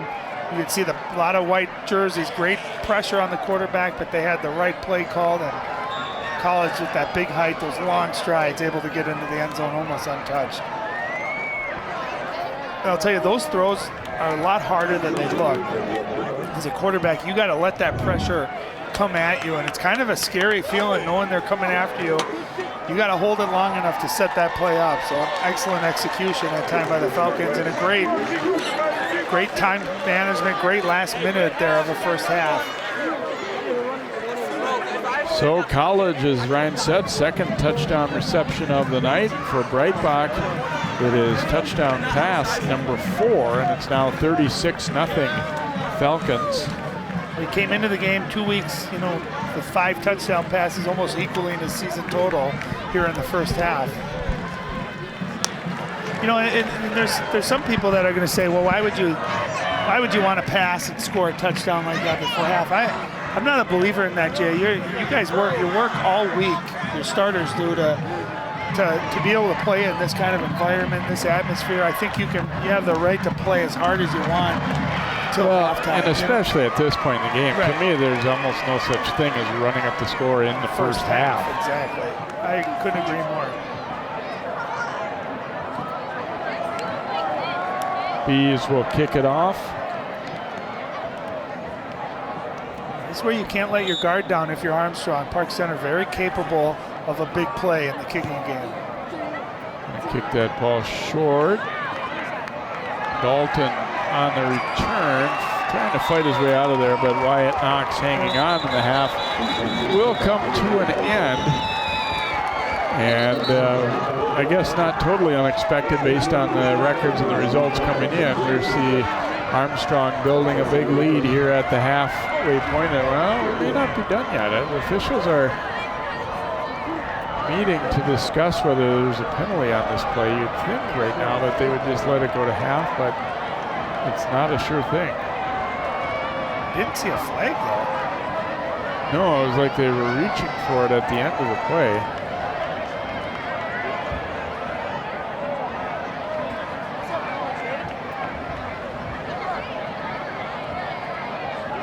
A personal foul call against Armstrong.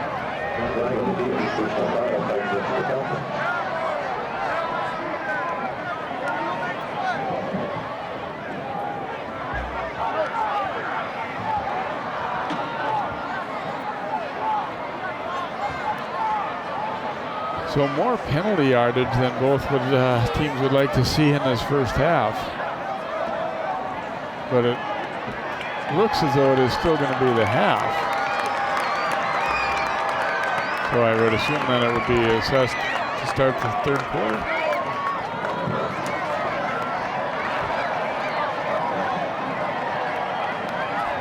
Long discussion with Coach Hagan there, but they are sending the teams to the locker room. I think it could end it on a penalty.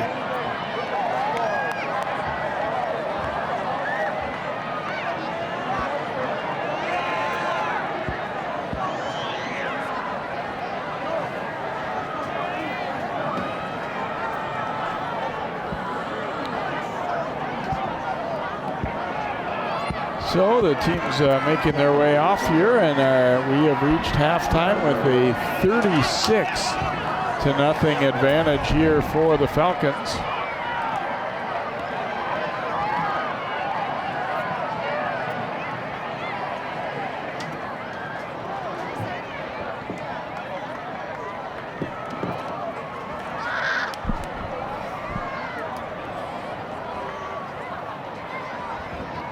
Marching band getting set to make their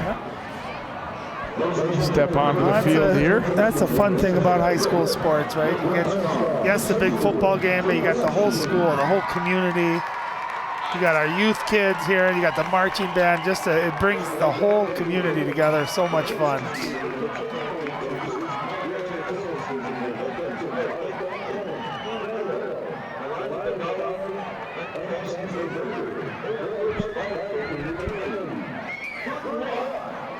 And we'll take a quick timeout and come back with more of our coverage here of Park Center Armstrong football.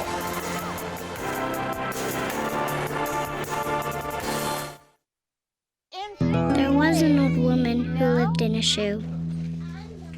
She had so many children, she didn't know what to do.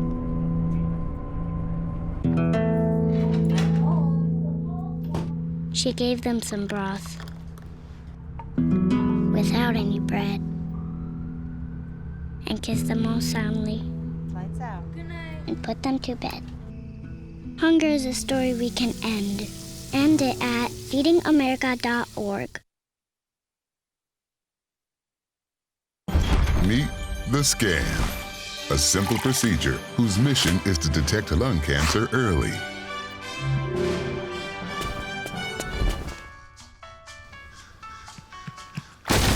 I'm here to save you.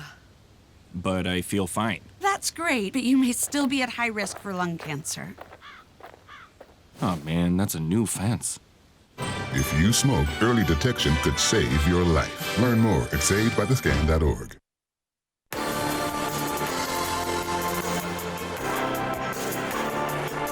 Welcome back here to Armstrong. Let's go down now to Allie.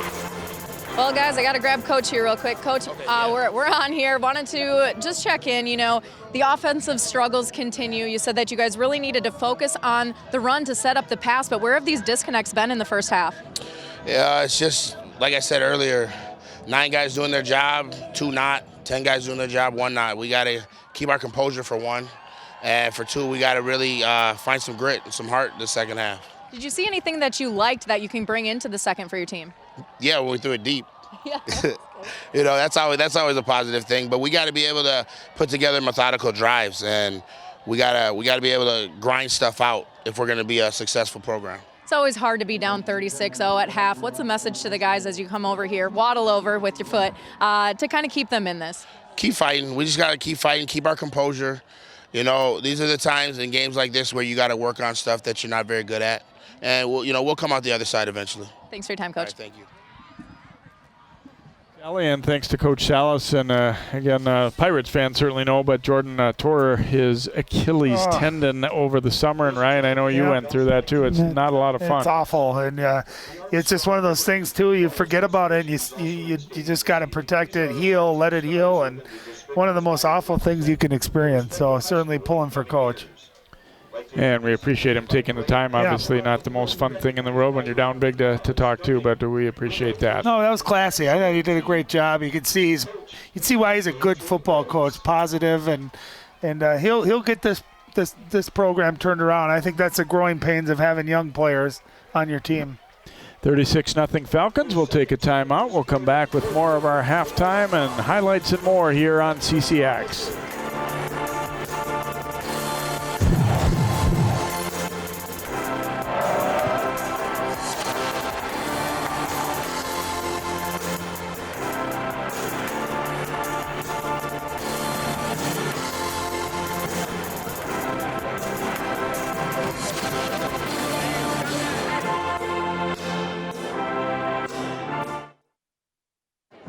The black truck?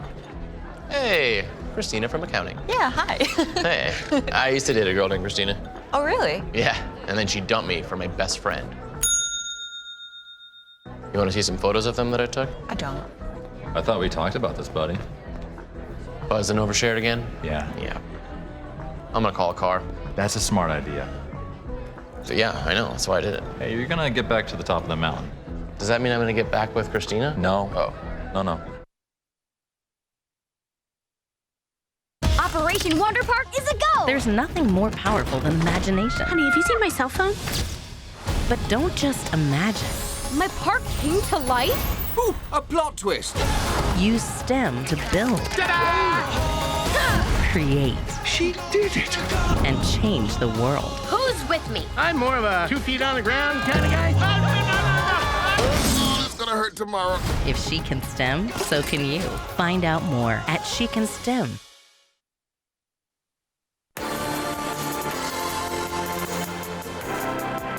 Welcome back here to Armstrong. Falcons trying to go to 3-0, and it's certainly looking like that's going to happen here. They're up 36-0 over Park Center at the half as we take a look at some first half highlights here. And they're able to force a fumble on the opening kickoff, ripping it away from Darren Dalton. Recovered there by Francis Cisse, and then Armstrong takes advantage.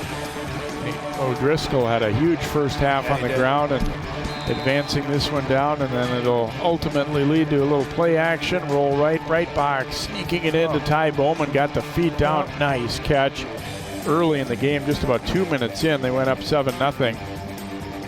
Freeman rolling out, juggling catch there by Dalton. They did have a little bit of success in the pass game. And then an interception there thrown by Breitbach, and a nice catch on the tip ball by Emmanuel Blaba. That was a nicely designed play. Screen. We talked about the pass rush of Armstrong. What do you do? Nice job. Great execution to Desmond Scott. And the throw back to Scott over the middle. So you can see at times Park Center move the ball, but just too many negative plays mixed in. And O'Driscoll, boy, he's had huge holes to run through, and he's run hard and run well. The first 4 drives, we saw a lot of running between the 20s and then finish off with passing touchdowns. That time, the second one for Bowman. And another nice play in the air. Completion there, a 38-yarder down the sideline to Dalton. And Coach said, did you see anything you like? Ali asked him. He said that when we threw long a couple times. But another forced fumble there, recovered by Dace Francis for Armstrong. And then they go up top to College here. That one was early in the second quarter for the touchdown. And they get a stop with the safety. Hoskins and crew able to stop Scott before he can get out of the end zone. Caleb Jones getting a little playing time after his big game last week. He's got great speed too. And Breitbach giving it to O'Driscoll. And that one kind of fooled Park Center a little bit. I don't think they were looking for that play. And then late in the half, they go to College on the screen over the middle. And that one came with just a couple seconds to go before halftime to put them up 36-0. And you look at the stats, well, they kind of tell the tale there too, as they've outgained Park Center 309-82 by my unofficial count here. 15 first downs to 4, and obviously the 3 turnovers haven't helped. And you kind of hope things don't stay chippy in the second half. We saw the penalty totals really ratchet up late in the half, and it's kind of understandable when one team's way ahead like this. But you hope things stay under control here in half number 2. Yeah, the thing that really stands out, Jay, turnovers, of course, 3 for Park Center, obviously the first play of the game. But then you look at that minus 14 yards rushing. We talked that Park Center had struggled in the first 2 weeks. And here we are, minus 14, and you become one-sided. And with the defense as good as Armstrong is, it allows that pass rush just to be relentless. We're going to take a break, but first a little listen to the Armstrong band here playing at halftime of this one as the Falcons have a big lead over Park Center.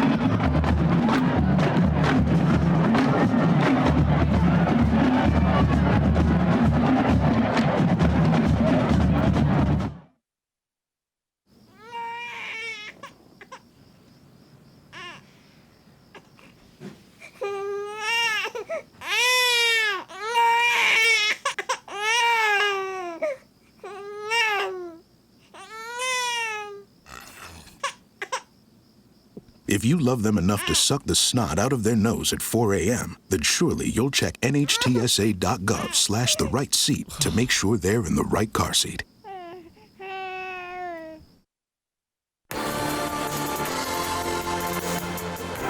Welcome back here to Armstrong. Let's go down now to Alley with Coach Negan.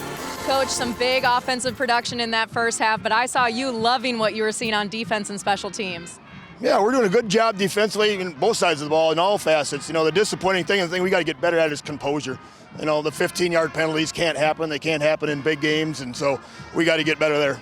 You guys are feeling pretty sound offensively right now. It looks like anyway. Do you take this time to focus on details, the finer details, or do you keep the leash off and let these guys keep rolling? Yeah, we're gonna see how the game goes, you know, to start here, but you know, we're always working on the details, but the discipline is the big thing right now, and we got to get better at that. What's your best thing you've got going for you coming in the second half? We have some good football players. You do, Coach. Congrats. Thank you. Thanks, Allie, and thanks, Coach. And obviously, you don't want to get too far ahead. I mean, obviously, coaches never feel really comfortable, and I know I'm sure that was his message late in the half is, you know, just regardless of the circumstances, you can't be taking 15-yarders like that. And I think probably both teams said that, but it's more of a teaching point, I think, when you're the team that's way ahead right now. This isn't the time to gloat, or, you just got to act like you've been there before, as they say sometimes, right? The fun thing is coaches, you could be up 50-0. They'll find 2 or 3 things, to keep preaching to your team. And that's what great coaches do. You're always trying to strive to get better. And I think, to be honest, for the rest of this game, Armstrong is their biggest opponent is going to be themselves. Can they mentally be sharp, and can they there's some plays that maybe they've struggled with that they want to practice execution or formations or, things like that. But my guess is you will probably see the starting offense for the opening series or 2 here, and then probably a chance to see some of the other players get an opportunity. Well, the thing is, they've run the ball so well, too, that even if they go to, mainly just handing it off, they're still potentially going to be gaining some yards based on what we saw in the first half. That O-line really dominated. I thought that might have been as good as anything that we saw in that first half from them, was the way their O-line got off the ball. And just a great rhythm, too. You know when you see offenses that are run and pass, and it just seems like everything's clicking. An offensive coordinator's in a good rhythm because everything's working. You're in a favorable down and distance. That's what Armstrong really had that whole first half. The throws that they were looking for were wide open. They blocked extremely well. The running game was working. Just a nice mix and a nice balance. Well, we'll see what's coming up for these teams after this week. It always feels like it goes so fast that you're already kind of into the middle of the schedule. Armstrong, I think, a couple of relatively challenging games coming up as they go to Chaska next week and then at Irondale the week after that. So before coming back home here to take on Coon Rapids. And for Park Center, they I guess maybe can take some comfort in saying that they've probably seen a couple of the tougher teams on their schedule already, but they'll go hosting Forest Lake next week, then at Coon Rapids and at Hopkins on Friday the 4th. But they want to, try and get something going in the second half to get something positive out of this half. So you're not going to feel good with a loss, but at least you stay fighting and try and do something to get something going in the second half. Here's the thing: you may not win the game, but you can win this half. You can win this drive, this play, this quarter. Those are some great shoes. Don't you have those on tonight too? Those electrifying shoes. Very similar, right? Yeah. But that whole family's got some colorful shoes on. But if you're Park Center, you're trying to win the play and win this half and come away, like you said, with something positive. I think with a young team that's making a lot of mistakes, the biggest thing that they can build is confidence. And whether it's one touchdown drive or maybe it's just a big play in the passing game or defensively, something that they can take away and build on. You talked about it earlier too, Jay. You said it's almost a timing. When do you play certain teams, and are they healthy? And Park Center, this is a group. They got great athletes. If they do figure it out and continue to get more experience, it could be a team you don't want to see later on down the road. It was when we were talking with Coach Salas before the game too. He said they got so many sophomores that are enthusiastic and excited to be on the team that and I asked what the morale has been like. He said it's almost like they don't really know any better, that they're supposed to feel upset to be 0-2, that they're still just loving playing football and being here on the team and everything. So, and there's a great thing about that too. There's something innocent about that, right? We're all competitors. We get caught up, and it's what have you done for me lately? But when you're young and naive like that, sometimes you just don't know better. And it's kind of fun, and you'll get to that. You'll build that confidence. So the only way you can do it is through experience. Well, as we talked about at the end of the first half, they are indeed enforcing that 15-yarder on Armstrong on this kickoff. So interesting to see if Park Center thinks about going onside kick here, as they'll be kicking off from midfield. Yeah, absolutely. If you don't get it, you're still relatively, as a kickoff team, not terrible field position at the 35, 40-yard line. So, yeah, you wonder if they'll decide to go for that.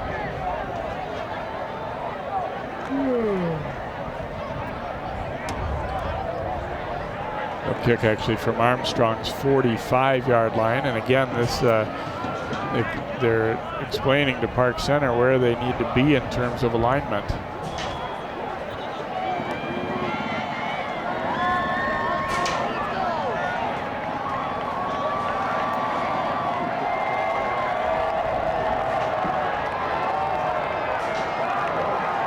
Herrera getting set to kick it off here.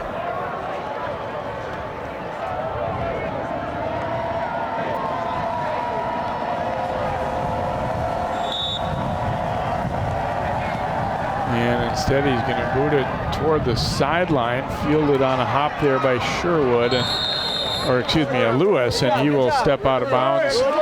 And Armstrong gets the football first here. We do have a flag down on the play, way back over in the middle of the field. See what we've got for a call here.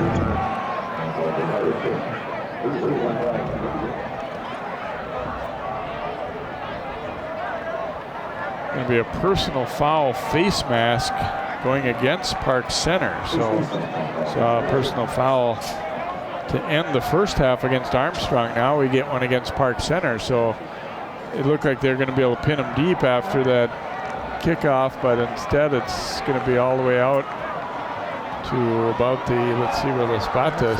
Oh, wow, past midfield. No, I'm sorry. Just short of the 40. I'm looking at the wrong official there for a moment. Well, we saw Park Center with 6 penalties and Armstrong with 5 in the first half. Both coaches addressing, hey, we got to be cleaner, a little bit crisper, and they're on the kickoff already with the first penalty of the second half. Breitbach handing it off. Caleb Jones takes that handoff and will rush for about 5 on that first down carry. See Datavius Fryer sitting in on the tackle. Good to see him. We haven't called his name a whole lot tonight. Hasn't had much of a chance.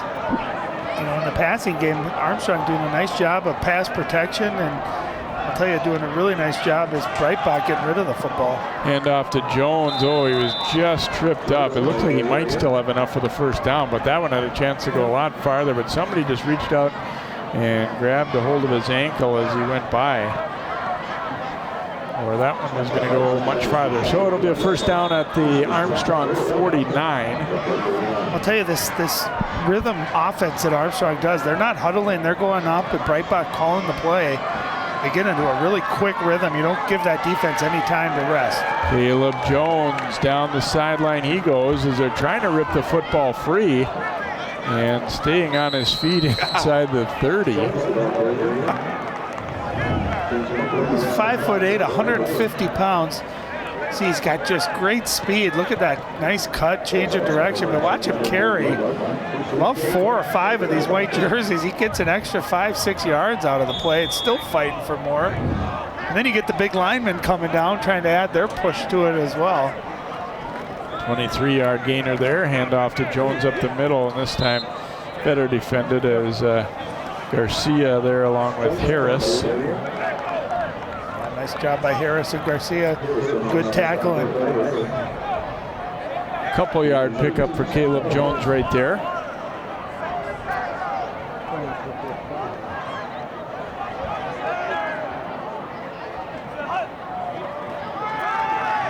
Sent Barrett in motion, then Jones comes free up the middle. Jones will walk in for the touchdown. 26-yard run, and Park Center's defenses didn't pursue especially well there, did they? That just seemed really, really easy, and nice blocking downfield, and Caleb Jones just fast and speedy downfield, just kind of arm tackles. I'll tell you, that's what you wanted to see if you're Armstrong on their opening drive. They didn't pass it, they just pounded the rock. And I'll tell you, Caleb Jones got the ball every carry that time, and he showed on any other team he's probably the #1 back. But with Sean O'Driscoll here as well, you got a two-headed monster with some really good running backs. He's on for the extra point, and his kick is up, and it is good. So Armstrong's lead grows to 43-0 here early in the third quarter. You see Jones, oops, maybe the celebration was harder hit than he took. I was going to say, that might have been the best tackle he's been involved in. Osman there with the tackle. No, I know I'm gonna sound like a little bit of a worrywart, but I always kind of worry when the guys, you see them jump up together like that somebody's gonna land weird on their ankle or their knee. And every once in a while you do see it. I'm not against celebrating or having fun or anything like that, but it does kind of make you worry a little Jay, bit. my senior year at Eden Prairie, after we won our second prep bowl, we had a pep fest and we did a hog pile. And all the players hog piled on me, and I nearly died. I almost suffocated to death. I had to go by ambulance to the emergency room. So I'm with you. You see these celebrations, and anytime I see a hog pile, I get really nervous about it. But even things like that, you're right. You feel like you land on an ankle wrong or any of those stuff. So, no, I'm with you. But at the same time, that's part of the fun, obviously, of youth sports, especially nowadays, is celebrating with your teammates and guys practicing their celebrations. I wonder if they've forbidden Breitbach, though, from doing the run and jump into each other thing. He's just allowed to high-five and shake hands. B is again trying to pin him toward the sideline. This time it's going to go out of bounds, though. Happened to him once last week against Hopkins as well. I'll tell you, if you can successfully do that, where you do kick it and it stays in bounds, you really help your kickoff coverage, right? Because you have so much less of the field that you got to cover. But it's a tricky thing because you never know quite where the ball is going to bounce. And yeah, it was a real mixed bag for them against Hopkins last week because they tried to do that pretty much every time. I think 2 of them went out of bounds. One of them really pinned them because the ball just kind of died there along the sideline. But I kind of like to see teams not just serving it up get a speedy return guy with a lot of room to run. I mean, to really put some thought into the kicking game beyond just, kick it as far as you can and we'll do what we can. Absolutely. And you see a lot of teams too nowadays just going with it on the ground, where they pound it on the ground. And Park Center is going to go under center with a fullback in front of Andrews now. 1st and 10 at the 35. They go with the toss out to Andrews. Francis giving chase, and Francis brings him down for a loss. And then a flag, though, at the end. Personal foul against the Falcons.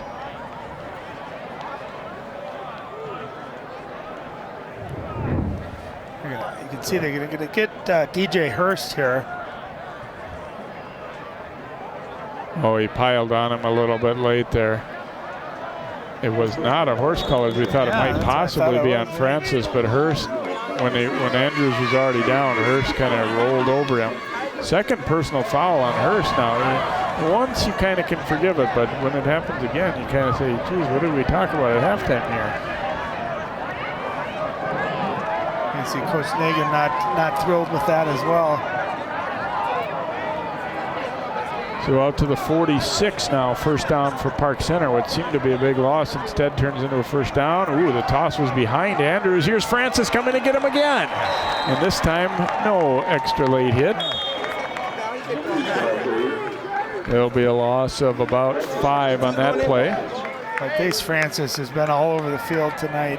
Saw him with a fumble recovery, numerous tackles for loss.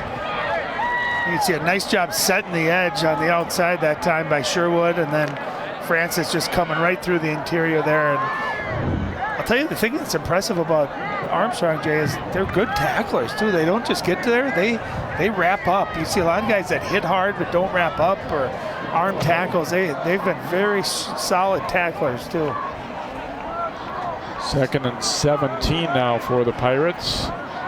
Play action here. Freeman looking to set up a screen, and is it caught by Francis here? Yes, interception by Dacian Francis. Did he one-hand that? Looked like he did.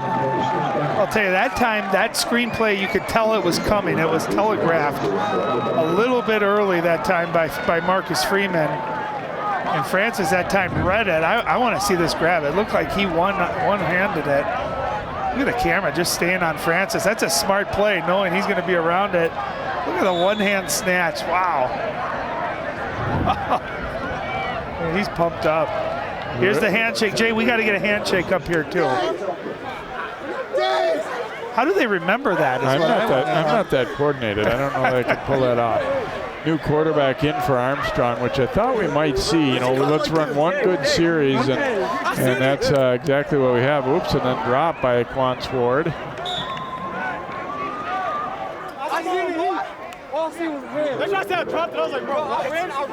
They're going to be a loss on that play.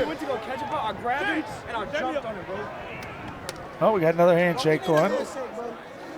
That's half the fun of high school football, though, talking about the play and getting excited with your teammates. Man, that's the third different handshake we've seen. Allie, you're going to have to make sure to talk to him about those handshakes in the post game. Handoff going here to Christian Lee. Nice tackle. Wrapped up, brought down by Alibi. Yeah, Alibi did a great job that time. He's a defensive back, but coming up and playing the run and then making a sure-handed tackle. Christian Lee didn't get much of a chance there, but you can tell he's got some good speed to him as well.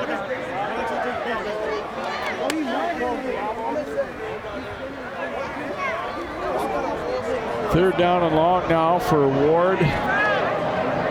And the Falcons offense going to go with a toss to Lee. Good pursuit there, and he is brought down by Harris for Pirates. I've called Michael Harris's number a couple of times, his name tonight. He's had a nice game for Park Center.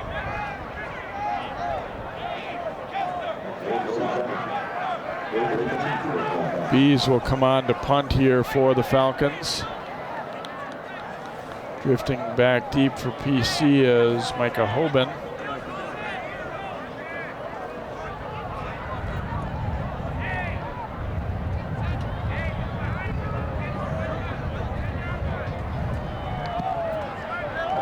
Gets away a very nice kick. And, oh, a battle for it. Recovered perhaps by Armstrong here, I think. They cannot advance it, but it'll be, going to be Park Center football. I think the ruling is that Cisse was the first to touch it. It was not the receiver, return man that touched it first, and obviously then they can't recover it in that situation. It looked like Hoban was trying to. Oh, yeah, he sure was. I think it is the right call, though. Oh, Park Center dodging one there. Oof.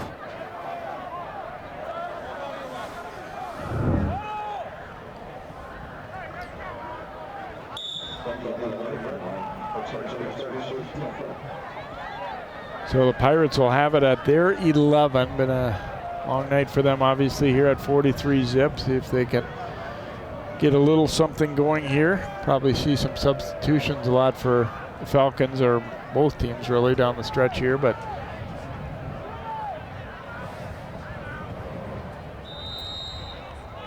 timeout Park Center. And they only had 10 guys on the field. You know, those are the little details, right, that'll drive a coach nuts. Knowing when you should be out there, and it can get a little dicey when you are subbing some of your starters in and out, so you're not quite sure, but that's where you got to be prepared during the punt, getting your offensive unit ready, everyone knowing what position they're going to be in. So that's the constant teaching that you're doing, even in a game like this when you're down 43-0. Looks like Armstrong actually took that timeout, apparently. Don't forget to vote for the CCX Sports Play of the Week, as each week we have 4 candidates, and you, the viewer, gets to decide for the Play of the Week. To vote, go to ccxmedia.org, then click Sports and Play of the Week, and it is brought to you by Chick-fil-A in Maple Grove. We appreciate them sponsoring our Play of the Week. You know, last week we talked about that, and I actually went to Chick-fil-A Saturday morning for breakfast. I was thinking about Chick-fil-A all night long. Love that place. Pass complete as he finds Gonzalo Perez there.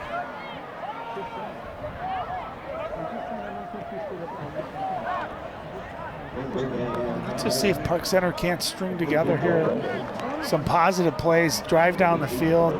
Everyone feels better when you can get a score up, right? You don't want to be shut out. See if they can march down the field and put a touchdown up. 2nd and 3 after that completion.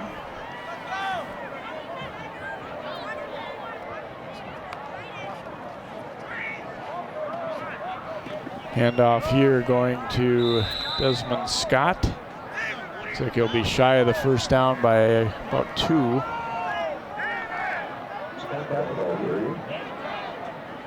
Or will he? Nope. First down was granted there. So first down for the Pirates.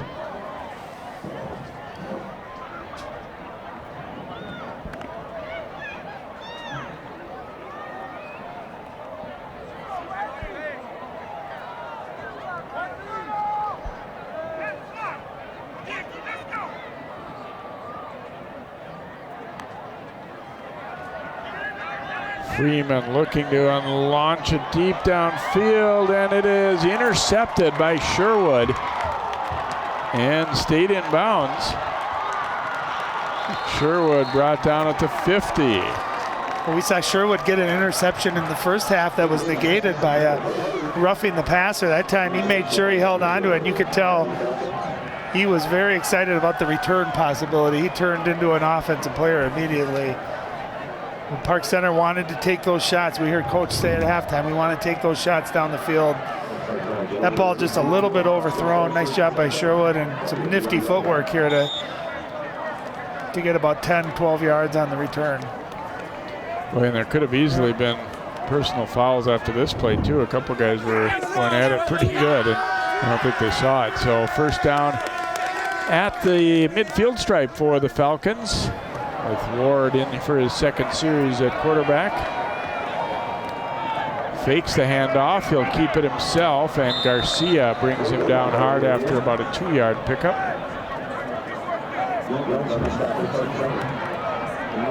And you get the feeling now that probably both teams would just assume the clock. I mean, we will, with this score, get to running time in the fourth quarter if it stays as is here. But it's the kind of game where you don't want anybody to get hurt now. You just want, and not take a bunch of penalties either.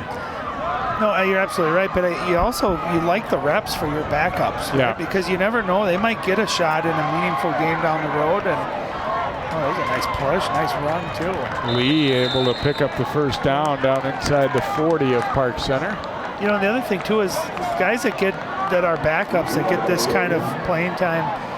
Next year, they're going to be, a lot of them are going to be thrust into that role of starters, and it's a big deal when you play your first varsity game and you've never had any snaps. It's kind of overwhelming. So the more you can get them experience, get them plays in a real varsity game in front of the fans and on this stage, on TV, right? It's the better it is for them as well. But you're right, you don't want any injuries. I always felt like that was kind of an underrated part of a program like yours at Eden Prairie, that they had so many big leads that the second and third string guys, when they came into their next year as a starter, they played a fair amount of varsity football. Okay, maybe call it end of the game, garbage time, whatever. But that's I think a valid thing, definitely, for those programs that the Lakeville North now and Eden Prairies. And a lot of times those backups were still going against the first team from the other defense, so the other team, so they were getting competitive reps. But I know, like my senior year, it wasn't until the playoffs that we actually got to play into the third quarter, deep into the third quarter. So you're right, those are significant reps. Oh boy. Christian Lee takes the handoff, and the defense kind of knows the run's coming right now, and Garcia got there and stopped him. He was right there. Good pass rush, good push there in the interior. A lot of white jerseys in that backfield. There's probably at some point a little discussion among Armstrong. Coach, they're all coming, but you say still it's 43-0. Yep. We're probably going to keep handing off even if they stop us a bunch of times here.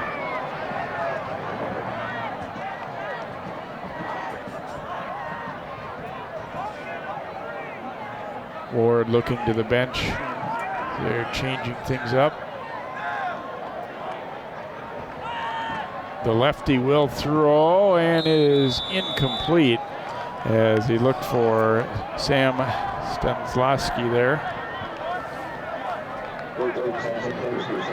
Yeah, Ward, I wasn't sure he was left-handed, but yeah, left-handed. Had a nice alley there, the ball just a little bit underthrown.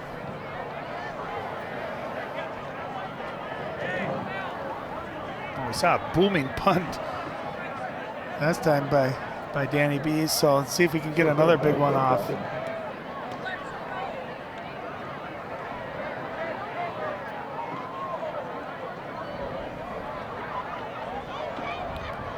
Blay waiting back deep. I'm not sure if Armstrong has enough players out there. I don't think they do.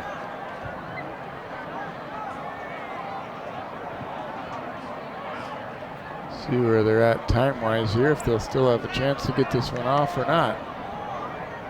And they do. Low liner this time, and Blay's going to come up and field it on the run, and he is brought down. Nice open field stop there for Armstrong by Carlos Ayala. And looks like Blay is hurt. Hate to see that. especially when they're pointing at their knee. He had some good momentum there. He came up fielding that, got his speed going, broke through the initial pressure there, and then a nice tackle.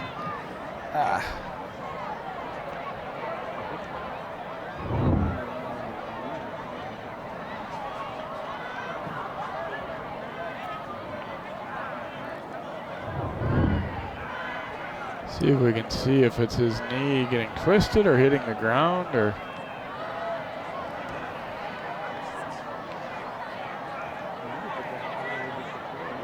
it's hard to tell if that got twisted or if it's how he landed on it.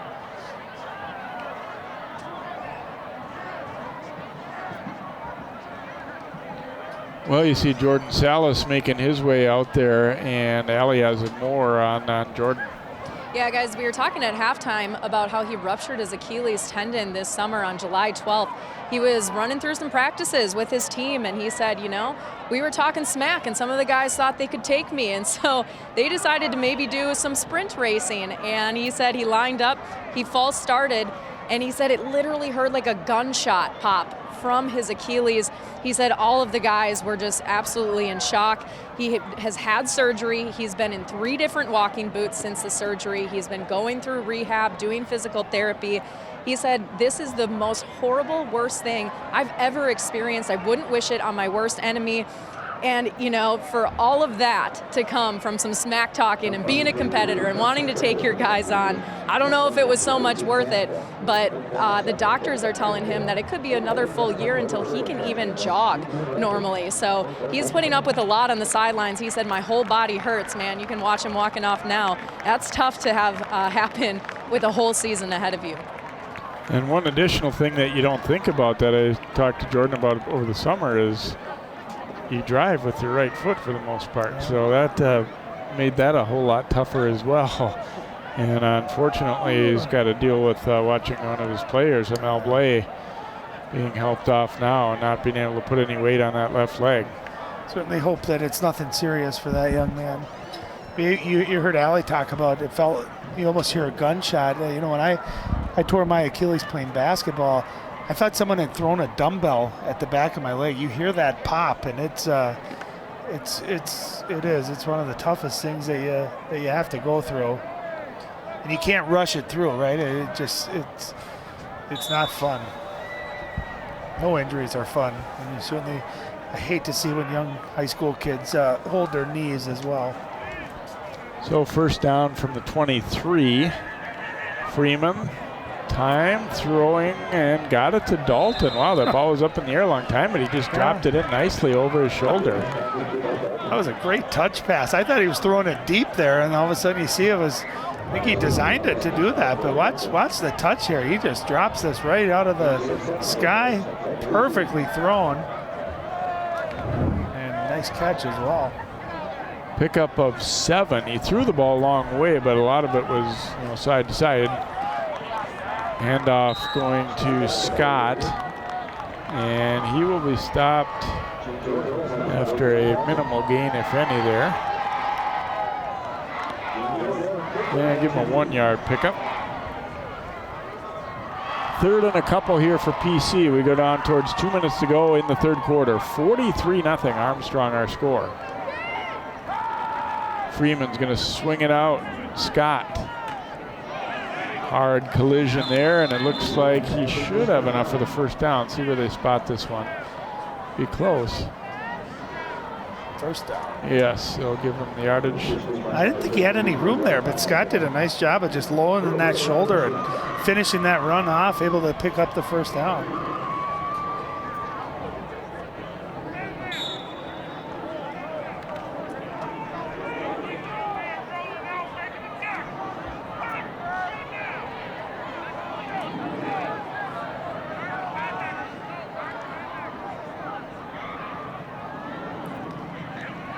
Freeman's going to hand it off here to Scott.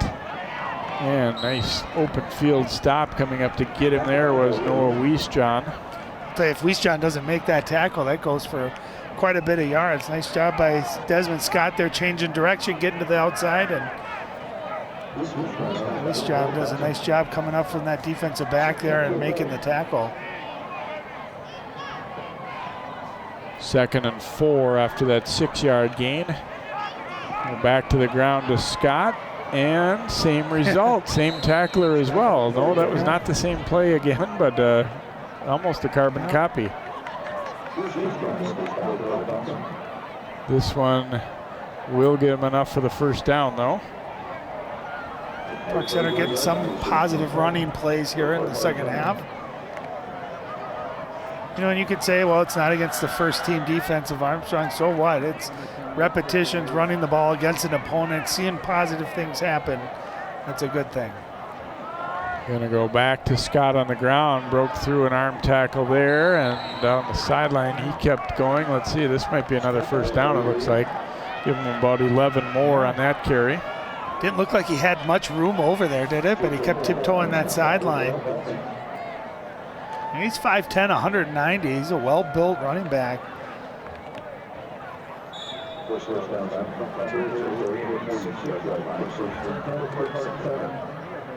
So they're at Armstrong's 46 now.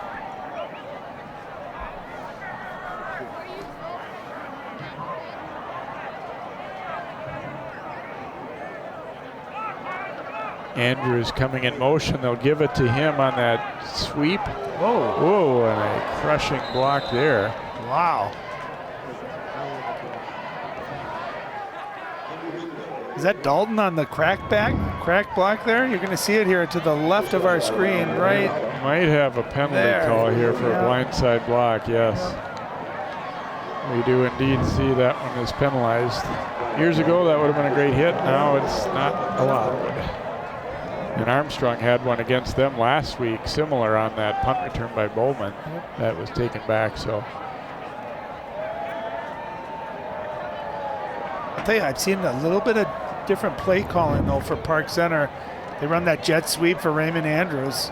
He's got great speed, and you can see that crack block. So what a crack block is, when that wide receiver plays coming to the outside, he's coming back to the inside. You see it a lot in the NFL.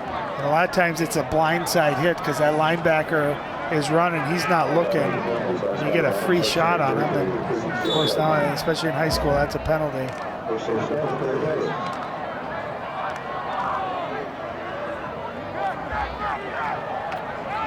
Freeman rolling to the right, throwing. Nice catch as Dalton reaching down around his ankles to grab that one. Darren Dalton's 6'4". He had to bend way down there, and that's not easy to do. Keep your momentum's carrying you out of bounds to that sideline, able to go down and grab it. Nice catch. Nice throw-in catch. 2nd and long here for the Pirates. Freeman under some pressure, and he's going to be sacked. Wrapped up by a couple of Falcons as Christian Drinkwine was there along with Mac Olson.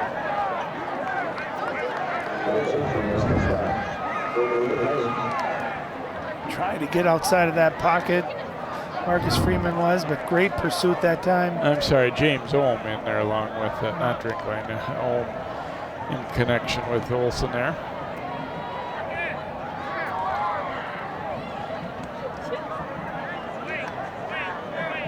Center going to be content here, running out the last few seconds of the fourth quarter. So we've reached the end of 3 here at Armstrong, and our score is Falcons 43, Pirates nothing. The fourth quarter is up next.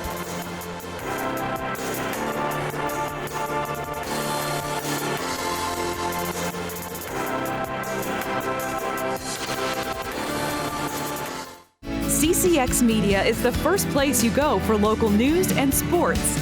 But did you know you can sign up for those stories to go straight to your inbox on our website? Simply go to ccxmedia.org. Click on the subscribe button, and from there choose which notifications you want to receive. Then we'll send your favorite CCX Media news, sports, and city events straight to your inbox. Sign up now at ccxmedia.org.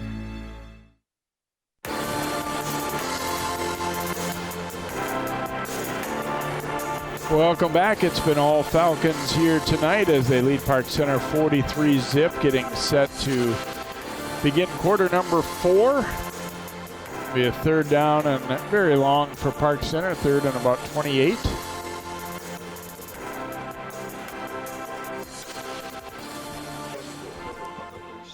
Well, that young man right there, we highlighted him in the pregame, and Francis, he certainly lived up to the billing. He was all over the football field tonight. Freeman, a deep drop, now steps up under some pressure and has to get rid of it and throws it out of bounds, so bring up a fourth down. One of the other things, too, that Freeman will learn as he gets more experience, do you notice, Jay, when he steps up, it almost goes right into the pressure? And part of that's just experience and knowing where that feeling where that pass rush is coming from. He was going to learn how to step up into the pocket, avoid that pass rush. He's got a nice arm, made a couple of really nice throws here tonight. Some excellent touch as well. Clock continues to run with this margin. Tau is on to punt for Park Center.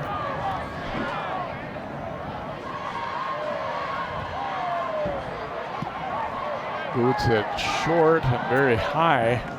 Takes a great Park Center bounce though.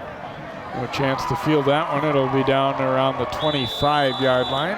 Hey, as a punter, you don't care how it ends up as long as you get that net yardage, and that was very high, and he got a great Pirate roll. About a 39-yard punt when all was said and done there.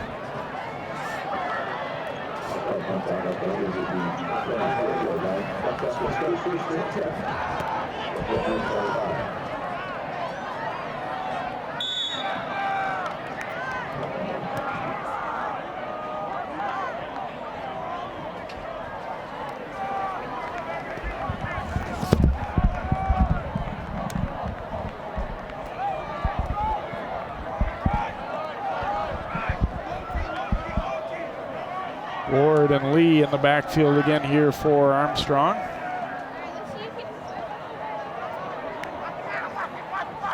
Hands it off to Christian Lee.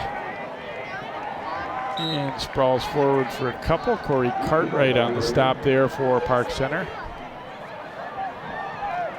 Yeah, nice tackle by Cartwright that time. He got squared up, but good wrap up.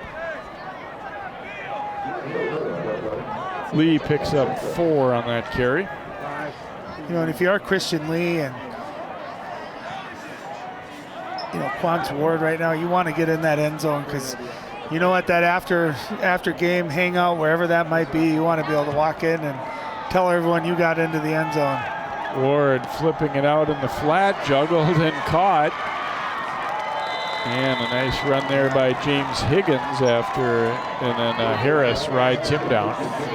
That was a great ball fake. Yeah, he had me faked out there and got it out there. Nice completion for a big game. But how about Michael Harris, number 53? He's the defensive end, playing the run and then chases down the wide receiver down the field with that tackle. He has been a bright spot tonight for the Pirate defense. There's no question about it.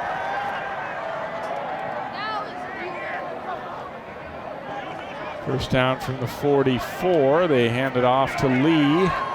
Lee cutting it up, and he will be into Pirates territory and may very well have a first down here, it looks like, as he'll pick up about 10.5. Well, he's got great speed. You see him when he gets loose, able to get to the edge there, out to the outside, able to turn it upfield very, very quickly. Great speed.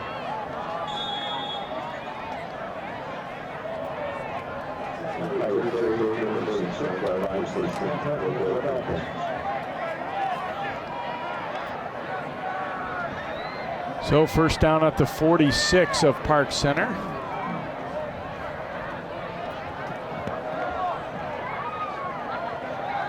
Ward is in some trouble here. Frierson arriving, and right behind him was Davis. And I think Ward did the right thing there by just saying, you know what, I'm going to have to just get down on the turf. Well, by going down, too, he avoided a big hit, too. So smart play, heads up play.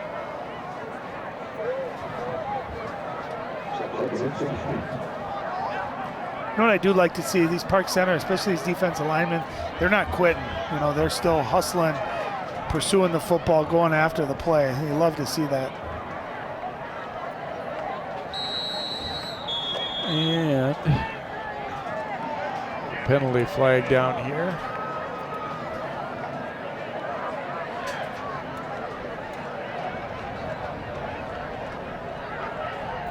Offside against Park Center.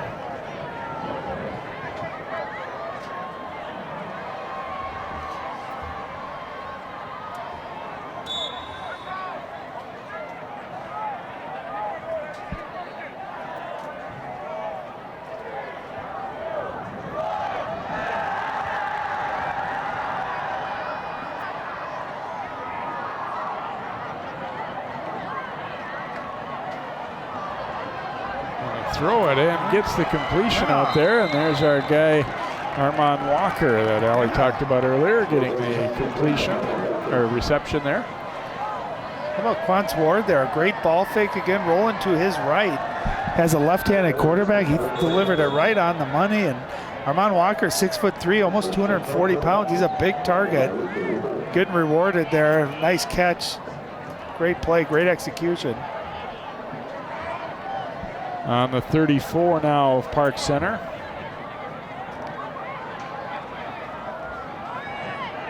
Ward on the keeper, and he will have a nice gainer. The ball was already down there as he kind of set it down, and he will pick up another first down.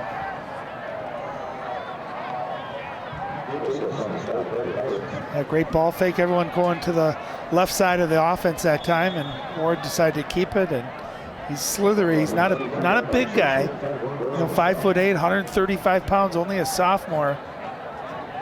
But he's got some speed too, and I'll tell you, his ball faking has been excellent here tonight.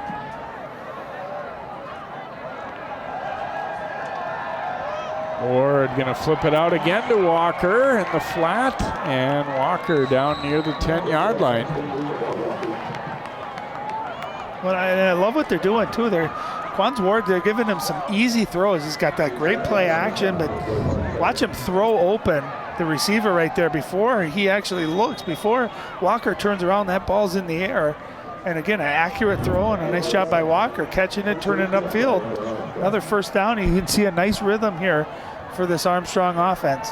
1st and 10 at the 11-yard line. So they can get a first down without scoring here, as you see the stick still up. Handoff goes to Lee, makes a cut, now tries to bounce it back outside and just tripped up. Getting his fingers on him was Jonathan Young. Nice job by Young. He saved a touchdown on that play. Christian Lee had to work for that, didn't he? That's a lot of running and cutting there for a 5-yard gain, but he's got that great speed. Change of direction too. You can see he wanted that touchdown. Got a big smile on his face. I think Falcons want to get him a touchdown too, and he knew he was a shoestring away from getting into the end zone. Got an injured Pirate down on the field. I think it might be a cramps situation, perhaps. Is that Frierson? I believe it may be.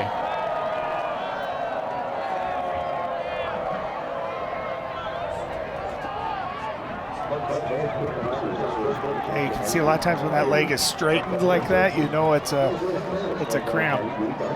Those calf cramps are not a good feeling. You see it a lot early in the season, Jay, when it's a little warmer and hotter and humid and guys aren't quite used to being in game shape, but usually week 3, it's a little bit cooler, you're used to playing a lot, you see them kind of dissipate a little bit.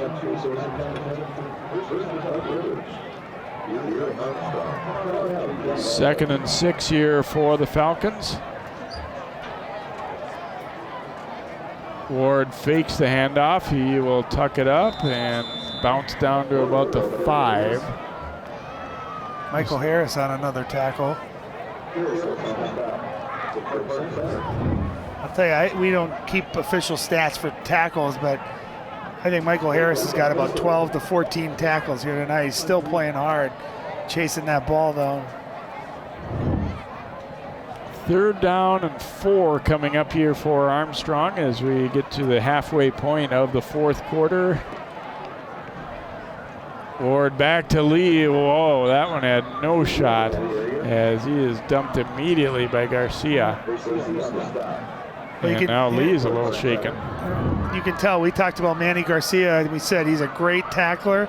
Look at that form. Do you see how low he was, wrapped up both arms? That's how you tackle.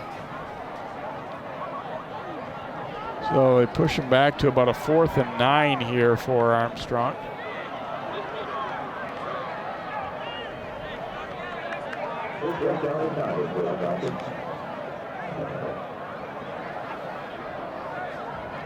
They have shown a willingness to go to the air a little bit on this drive. We'll see if we see that here on this 4th down play.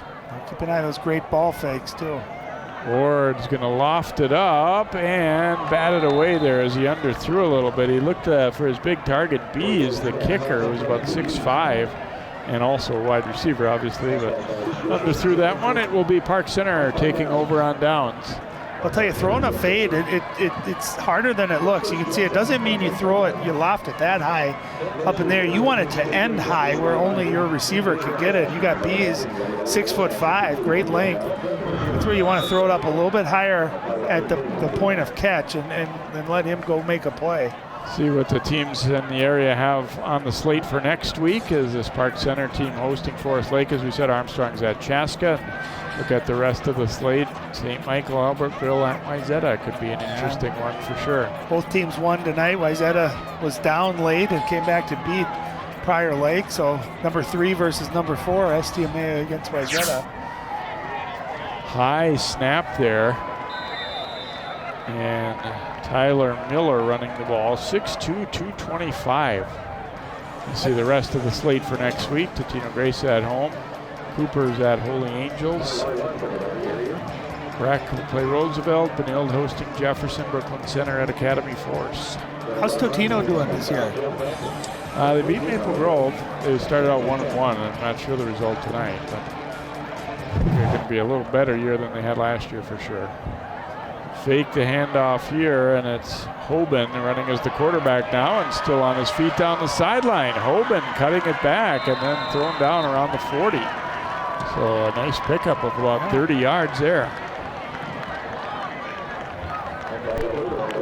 Yeah, he did a nice job. It looked like he was going to be tackled for a loss. Right there, it looked like he was going to go down, but does a great job of keeping those feet moving, and he's got good speed to the outside. And this is where if you're that Armstrong starting defense, you start watching and paying attention because you love posting those shutouts and seeing that 0 up there. And this is where you're cheering your guys that are getting time behind you and trying to tell them to hold on and don't let them get into the end zone. Handoff going to Miller here, and he is wrapped up, stacked up there for a loss.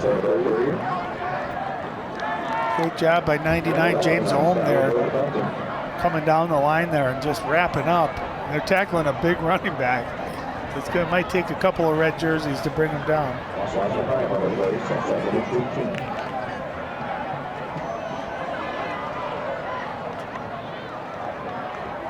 So a second and about 15 as we tick down toward 3 minutes to go here in this one, and a 43-0 big time lead for Armstrong. They pretty much had this one at halftime and then came out, drove it down, and scored to start the third quarter.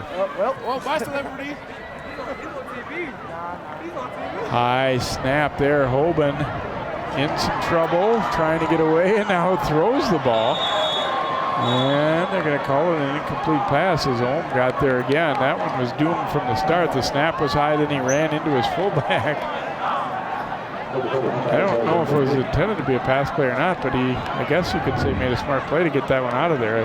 Probably in a different situation, this maybe would potentially have been an intentional grounding, but I don't think they're going to, with this score and everything, I don't think they're going to really look too hard into that. Kind of a dangerous throw, too, when you throw a blind like that. If someone was out there for Armstrong, they get an easy pick 6.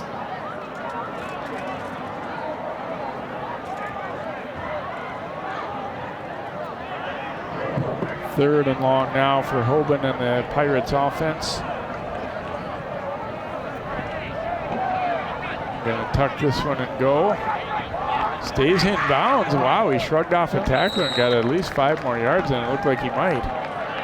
He's a crafty runner, isn't it? I've seen him have a couple of nice runs where it looks like he's going to be tackled by a group of Armstrong defenders and somehow able to wiggle out of there and get a lot of positive yards out of it.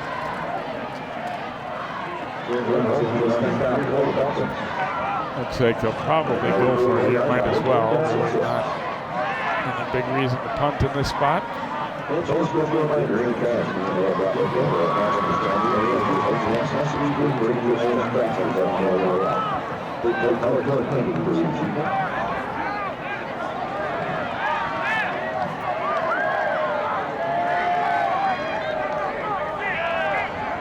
4th and 6 here for Park Center. Well, had a defensive lineman jump, but it looked like an offensive lineman maybe lifted up too. No, first on the defense. Probably not enough for the first down, however.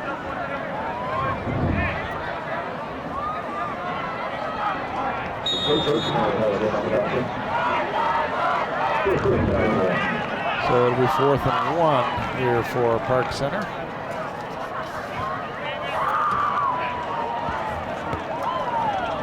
Holben will have the first down. Dragged down by the jersey there by Cameron Click. It'll be interesting, Jay, to see Park Center going forward. You almost like the way their offense looks in the second half with Holben carrying the ball at quarterback. What do you think? Giving them some positive yards. I like the way he runs. Obviously not the thrower that Marcus Freeman is, but maybe giving them a little bit more balance. Miller takes the handoff, all trying to get him down, and then finally some help arrives as the defense converges, and might be down to our final play coming up here. Well, just to give you an idea of how tough Tyler Miller is to bring down, Holm is 200 pounds, and he needed a couple of extra red jerseys to help him bring him down.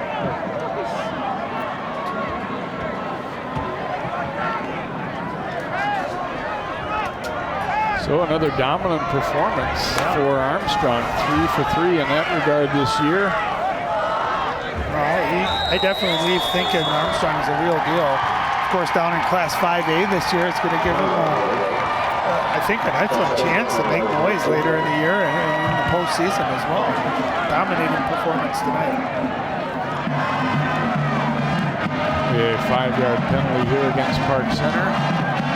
And they wind the clock, so that will do it for the game, as the Falcons will wrap up a 43-0 win. So look at college, had 2 nice touchdown grabs in the first half. So a strong performance on both sides of the ball for Jack Nagan's Falcons. We'll take a quick break and we will come back and wrap up our coverage here at Armstrong High School. Your final 43-0 Armstrong.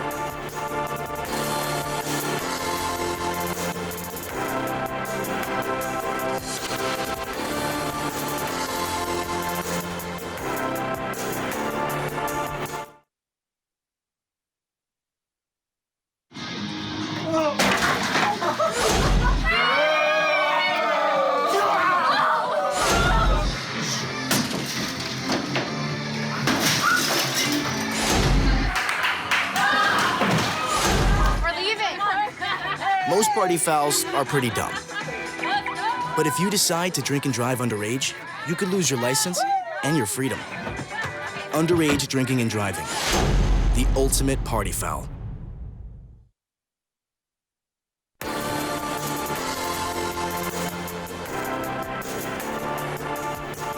And welcome back here to Armstrong High School as the Falcons take care of business here tonight and pick up their 3rd straight victory. And we said really 3rd straight lopsided victory to begin the season as well. And beating Spring Lake Park and then Hopkins, and then also tonight taking care of Park Center. Pirates having a tough start to this 2019 season, no doubt about that, but they got some time to try and bounce back. And Armstrong, meanwhile, an experienced group, and they're certainly looking like they could be a team that has a good chance to contend to reach the state playoffs this year, and as we said, especially now that they are in Class 5A. Let's go down to Allie now with a couple of happy Falcons. Yeah, guys, these are very happy Falcons. We've got 3 of them here because they all 3 earned it. We're going to start with Ty Bowman. Big weapon for the Falcons having you in the backfield. 2 touchdowns tonight in the first quarter, one of them for 17 yards. Why don't you take us through that one? It was pretty impressive. I mean, I just got my route, went to the outside. I saw Jake. We made eye contact, and he threw me the ball, and I made a play on it. And, yeah, our line did a great job blocking on that play, and yeah, we came out with the touchdown. It's always that simple, right? But you and Jake, watching from the sidelines, it seems like you guys have a pretty crazy chemistry. Talk about that chemistry and why you guys are so effective in that pass-catch connection. We've been playing together since freshman year, so that helps a lot, and also been on varsity since sophomore year, catching the ball, and we see each other during the summer all the time. We go get extra work, and that all just builds up, and we can produce on the field that way. You guys produced a lot tonight. What was one of your favorite moments offensively? Well, it was really when our running back scored, number 25, Caleb Jones, and he came back. And he was just so excited to get a nice long rush and touchdown. We all jumped, and from there we knew the game was in our hands for sure. So. You almost got hurt on that celebration there. Yeah, I did see him fall, yeah. We're all good, Congratulations. We're going to now bring it over to Dace Francis. Defense, man. I mean, we saw what you guys did offensively, but you guys posted a big shutout tonight. Why were you guys able to be so effective on D? Well, going week to week, we always had a new type of theme throughout the week. What happened in the past, we can't think about that. We got to move on to the next week ahead. And we knew that we wanted to come in and make a statement, it being home against one of the teams that we felt more so something different in. We wanted to come in and make a statement right away, so that's what we tried to do. For you made a statement. You had a fumble recovery off of one of the plays tonight. You guys were just so sound defensively. What is something that you guys think that you want to continue to work on, though, so that you can bring this day in, day out? Because so far, you guys haven't had too big of a test yet. Yeah, well, I honestly feel like this is one of the biggest units I felt, more so as a family, as a defense, that I've been playing football since my entire life. And so I feel like if we can just keep grinding and keep staying focused on the goal ahead and just keep taking it week by week, then we should be fine going through the season. And what about these handshakes? It looks like you guys have a lot of preparation and practice with these. How much goes into that, and how much fun are you guys having out there? We're family. So, we want to have a little fun every now and then, because this is what this sport is. You're not having fun, you're not doing it right, So it's just what we do for fun as a family, keeping it like my brothers. Congratulations on your second shutout of the season. We're going to take it to the man flying it through the air. How much fun was this game for you tonight, putting up 5 passing touchdowns? Yeah, it was a lot of fun. Coach had a great game plan this week. And, the run game was really working. The O-line did a great job. My running back, Sean Driscoll, was really hitting the holes. He was really moving the ball up and down the field. So that was nice. And then when we get in the red zone or closer to the touchdown, they would bring a lot of players into the box. So then that really opened up the passing game. Dace was talking about you guys making a statement. This is your first year in 5A. You guys come out, you have scored 102 points in just 3 games. What kind of a statement are you guys trying to make in this new class? Yeah, we're just trying to show teams that we think we're one of the best teams in 5A, and we have the defense. They're doing a great job, like shutting teams out and holding them to almost no points every game. And our offense, we have a lot of weapons. We have a great O-line, running backs, and we have a lot of weapons on the receivers. You guys have a lot of the season left, but what do you want teams to know to be worried about when they come to play the Armstrong Falcons? Yeah, they just got to know that we're going to play our hardest, and it's going to be a tough game, and it's going to be hard to stop us because we have the running game, the passing game, and we're gonna play really hard. Go ice that shoulder, Jake. Thank you. Thanks, Allie, and congratulations to the Falcons as they pick up, as we said, their 3rd win of the season, 3rd in impressive fashion. We hope you've enjoyed this one here tonight. Join us for more sports coverage next week, including our football game for the Osseo Champlain Park here on CCX. Again, your final in this one, Armstrong 43, Park Center nothing.